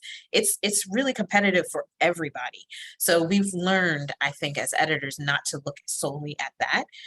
And we really do look more at social media and kind of like your engagement there, you know. So even if you don't have huge numbers, but you have fantastic engagement and you know how to kind of care and feed your fans and you're building a following there, that can really matter. Excellent. An author with a very engaged, smaller platform can sell 10 times as many books as a broader author platform. Hannah O'Grady, do you want to chime in? Yeah, really just to echo what Monique said, that not every platform is going to be perfect for every writer, and you don't need to force yourself into some cookie cutter mold in order to feel marketable to publishers, and really finding a way to get your voice out there and engage with an audience in a way that feels relatively natural and organic to you is the most important thing. But I think you raise a great point, and you know, that's another reason why it's so important for people on the publishing side to be open-minded about the kind of platform that people bring and the different ways that authors are demonstrating that interest and engagement. You have to keep an open mind. Thank you so much. The next question. Oh, go ahead. Oh, I would just jump in and also say, you know, for serious nonfiction, maybe the person doesn't have a great social media platform, but that person might be a professor at a college or university that is really well known for that subject that that person is writing on. So it kind of doesn't matter if they're on Facebook, Instagram, TikTok. If they're at a certain university writing about a certain thing and that university specializes in it, that's as good a deal, because publicity can use that. And also those colleges and universities have their own publicity machines, and they will help as well.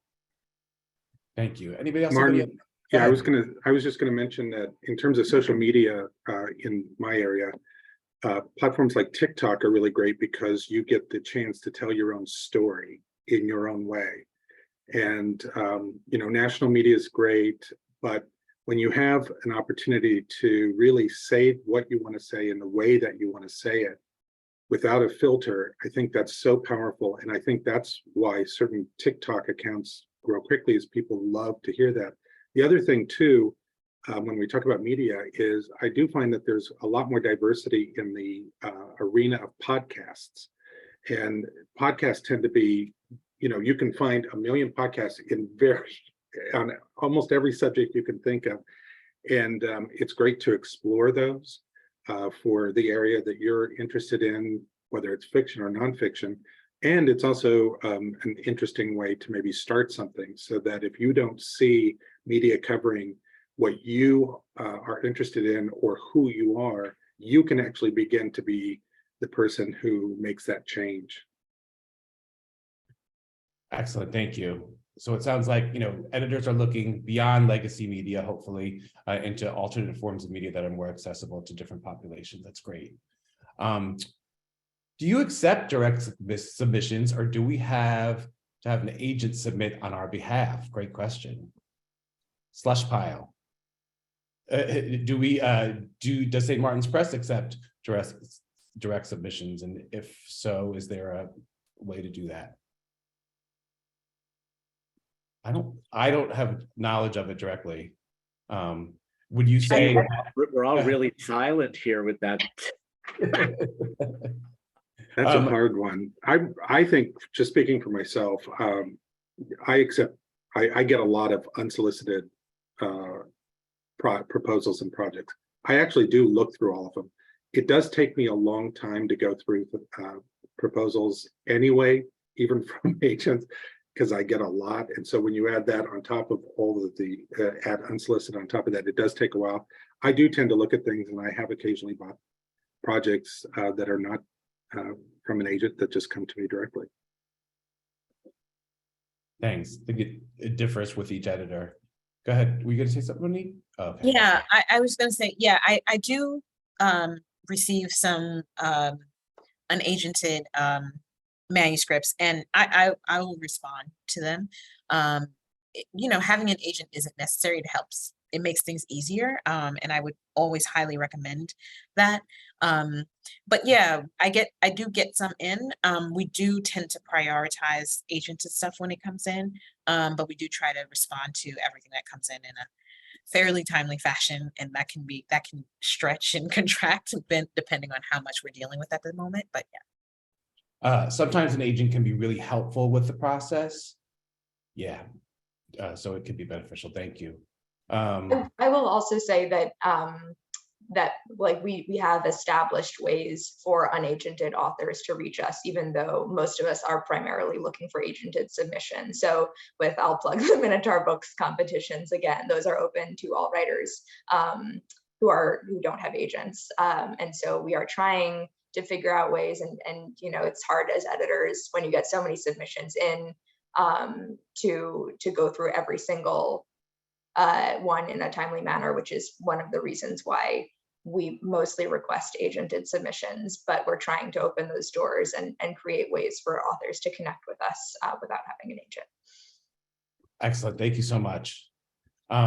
This is an interesting question to my marketing brain. Between an author website and a consistent social media engagement, which one is more important if I have time for only one? I can start this off. There are other ways.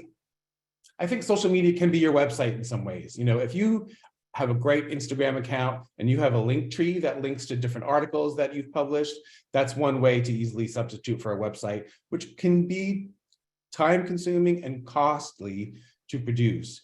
I know authors that spend $5,000 to $10,000 on an author website a year, and not everybody has that luxury, but you can accomplish getting that information out in other ways that are a lot more cost effective, like Instagram and Linktree and other free platforms. Does anybody have any other thoughts on that? I would agree with that, what you just said. And I think in my area, if it had to be a choice, in general, consistent social media is probably the better choice. That said, I do have a couple authors who don't have big social media followings and have very little interest in it, but they have great websites where they put PDFs and other free resources and speaking schedules, and they have a blog or whatever. I mean, they really invest in making their website great and really interesting to go to. But if you only had to choose one and you don't have a plan for a great website, I would say consistent social media in the area that I publish. Yeah, Same. I agree. And I have had authors in the past couple of years who have said, you know, I have an author website, but I haven't updated it in a decade. And we've been like, don't worry about it. Because they have a great social media where they have engaged followers, and that's really where people are following along. Thanks, Hannah. Tim, were you going to chime in? No, I'd just say I agree completely. Okay. It's all about engagement, right? And I think that's really hard to do from a website. So true. There are a lot of accomplished authors that have no website. So if you don't feel bad. How important is market timing with nonfiction book releases? Does it lead to rushing a book or have to flip a book entirely in development? I knew one writer who had to because her book on health was started when the pandemic started. How important is timing? Well, I mean, I'll jump in and say, it's not as easy to crash a book as it used to be because of the printing issues and schedules that were caused by the pandemic lockdown. So it's harder to crash a book. By crash, I mean getting it out really fast and in time for something. But I would say if you are writing on a newsworthy subject, and I've published on that, I know Tim has, I think Anna has, you really have to have it out when the subject is hot, because if you miss it, it just doesn't work. And ditto with books about films or plays, you got to have them out. And it's not as easy to do as it used to be. Timing is tough. Anybody else have any other thoughts? I mean, in general, I think when I'm editing, when I acquire a book at the acquisition stage and in the editorial stage, I'm always trying to make the book as timeless as possible. And I think actually the number of books that are really dependent on, current affairs books that are really dependent on timing like that are they're very specific. And I try to resist, unless, if you were doing a book on COVID and you were trying to be the first book out, then absolutely that's important. But I think sometimes the better books are the ones that take a little longer, give you a more digested view. And I think for books, really, because our lead time is so long, trying to time something is a fool's errand usually. So we really need to be thinking about some kind of bigger picture that isn't so dependent on nailing the timing, because we never get it right. Very rarely.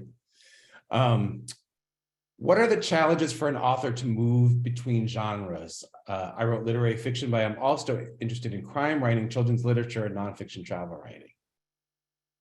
How hard is that? So it's not hard. It's just that what you want to do is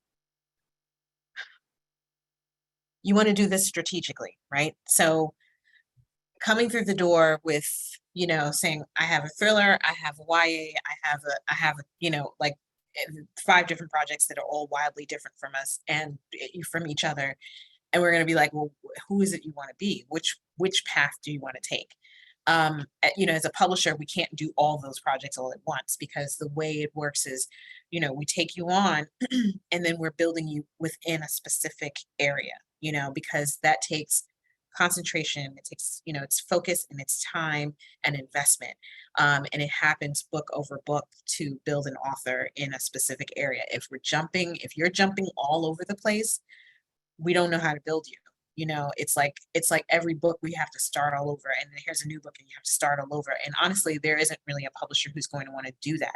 Now, with that said, building you in one area and then building you, in a slightly related area can be something. So for instance, on the fiction side, you can have someone who has an adult career, writing a fiction on the adult side and also is writing on the YA side. So that can happen, it's just that you want to be strategic about it, because the point is not to just be scattershot and no one know exactly what you're about. You really want to create an identity, that identity can be as rich as you want it to be, but it can't be unfocused, and we can't grow you that way. So you also don't want to present yourself to publishers that way. You want to have a focused, strategic approach to your career. You can do a lot of different things, but again, focus and strategy is important. Very honest answer, thank you. I'm currently writing a memoir. Well, I've been inactively writing for the past 5 years. I do not have the resources to hire an agent. I would love to get some advice on my book to be. What resources do you need to hire an agent? You don't. Don't hire an agent. Don't hire an agent. Anybody who's charging you or saying that you have to pay them, that is not accepted within the industry. Do not run away quickly from anyone who says that to you. And I mean, maybe you're talking about hiring a freelance editor, which again is something you can do, but it's certainly not necessary. But yeah, you should definitely not be paying anyone out of pocket for anything really, unless you do have the funds and you can hire a freelance editor. But agents should not be taking money from you before they, sign you a book contract. So agents should be working for you for free until they get you a contract. That's what agents do. I'm going to try to squeeze in 3 more questions. How many proposals do you each receive a week on average? And aside from your relationship with the agent, how do you prioritize which ones to read first? That's actually a pretty heady question. Anybody want to tackle that one? I mean, I'm sure for all of us it varies, different times. I will just say in my area, everybody and their cousin and their father and their plumber and their first cousin and their second cousin and their neighbor all have books that they want to write in the area that I publish it. And I'm sure that's true for most of us on this panel. And they find me not just through Google searches and my email, but they find me through Facebook, through other social media. They find friends of mine. They find my mother, who I've told many times, please stop doing this, but they find my mother, and my mother will pass it along and say, but this person was such a nice person. Can you just, and they want to find out by tomorrow. And it's like, gosh, Mom. So I don't know. I get found all the time in every possible way. And it does just take a lot of time because my main job takes most of my time. And so this is kind of on the edges in some ways. So that's my answer. Thank you. Thanks so much, Joel. We're out of time. I'm going to close with a couple things. Sorry we didn't get to answer every question, but if you do have other questions or ones that you weren't able to or comfortable with asking in the chat, there's an email that you can reach out in the chat and we'll do our best to answer. And if you're interested in receiving more information about our upcoming releases, you can join our influencer program. And I'm going to put that link in the chat as well. Occasionally, if you join the program, you may get complimentary copies to review of our books, hopefully on social media, but it's also a good way to keep tabs on what we're doing in the major books. Really want to thank everybody for their excellent advice. I learned so much from this conference. It's really great. Thanks everybody for attending and for your wonderful questions. And feel free to email that address if you have any more. Thank you so much.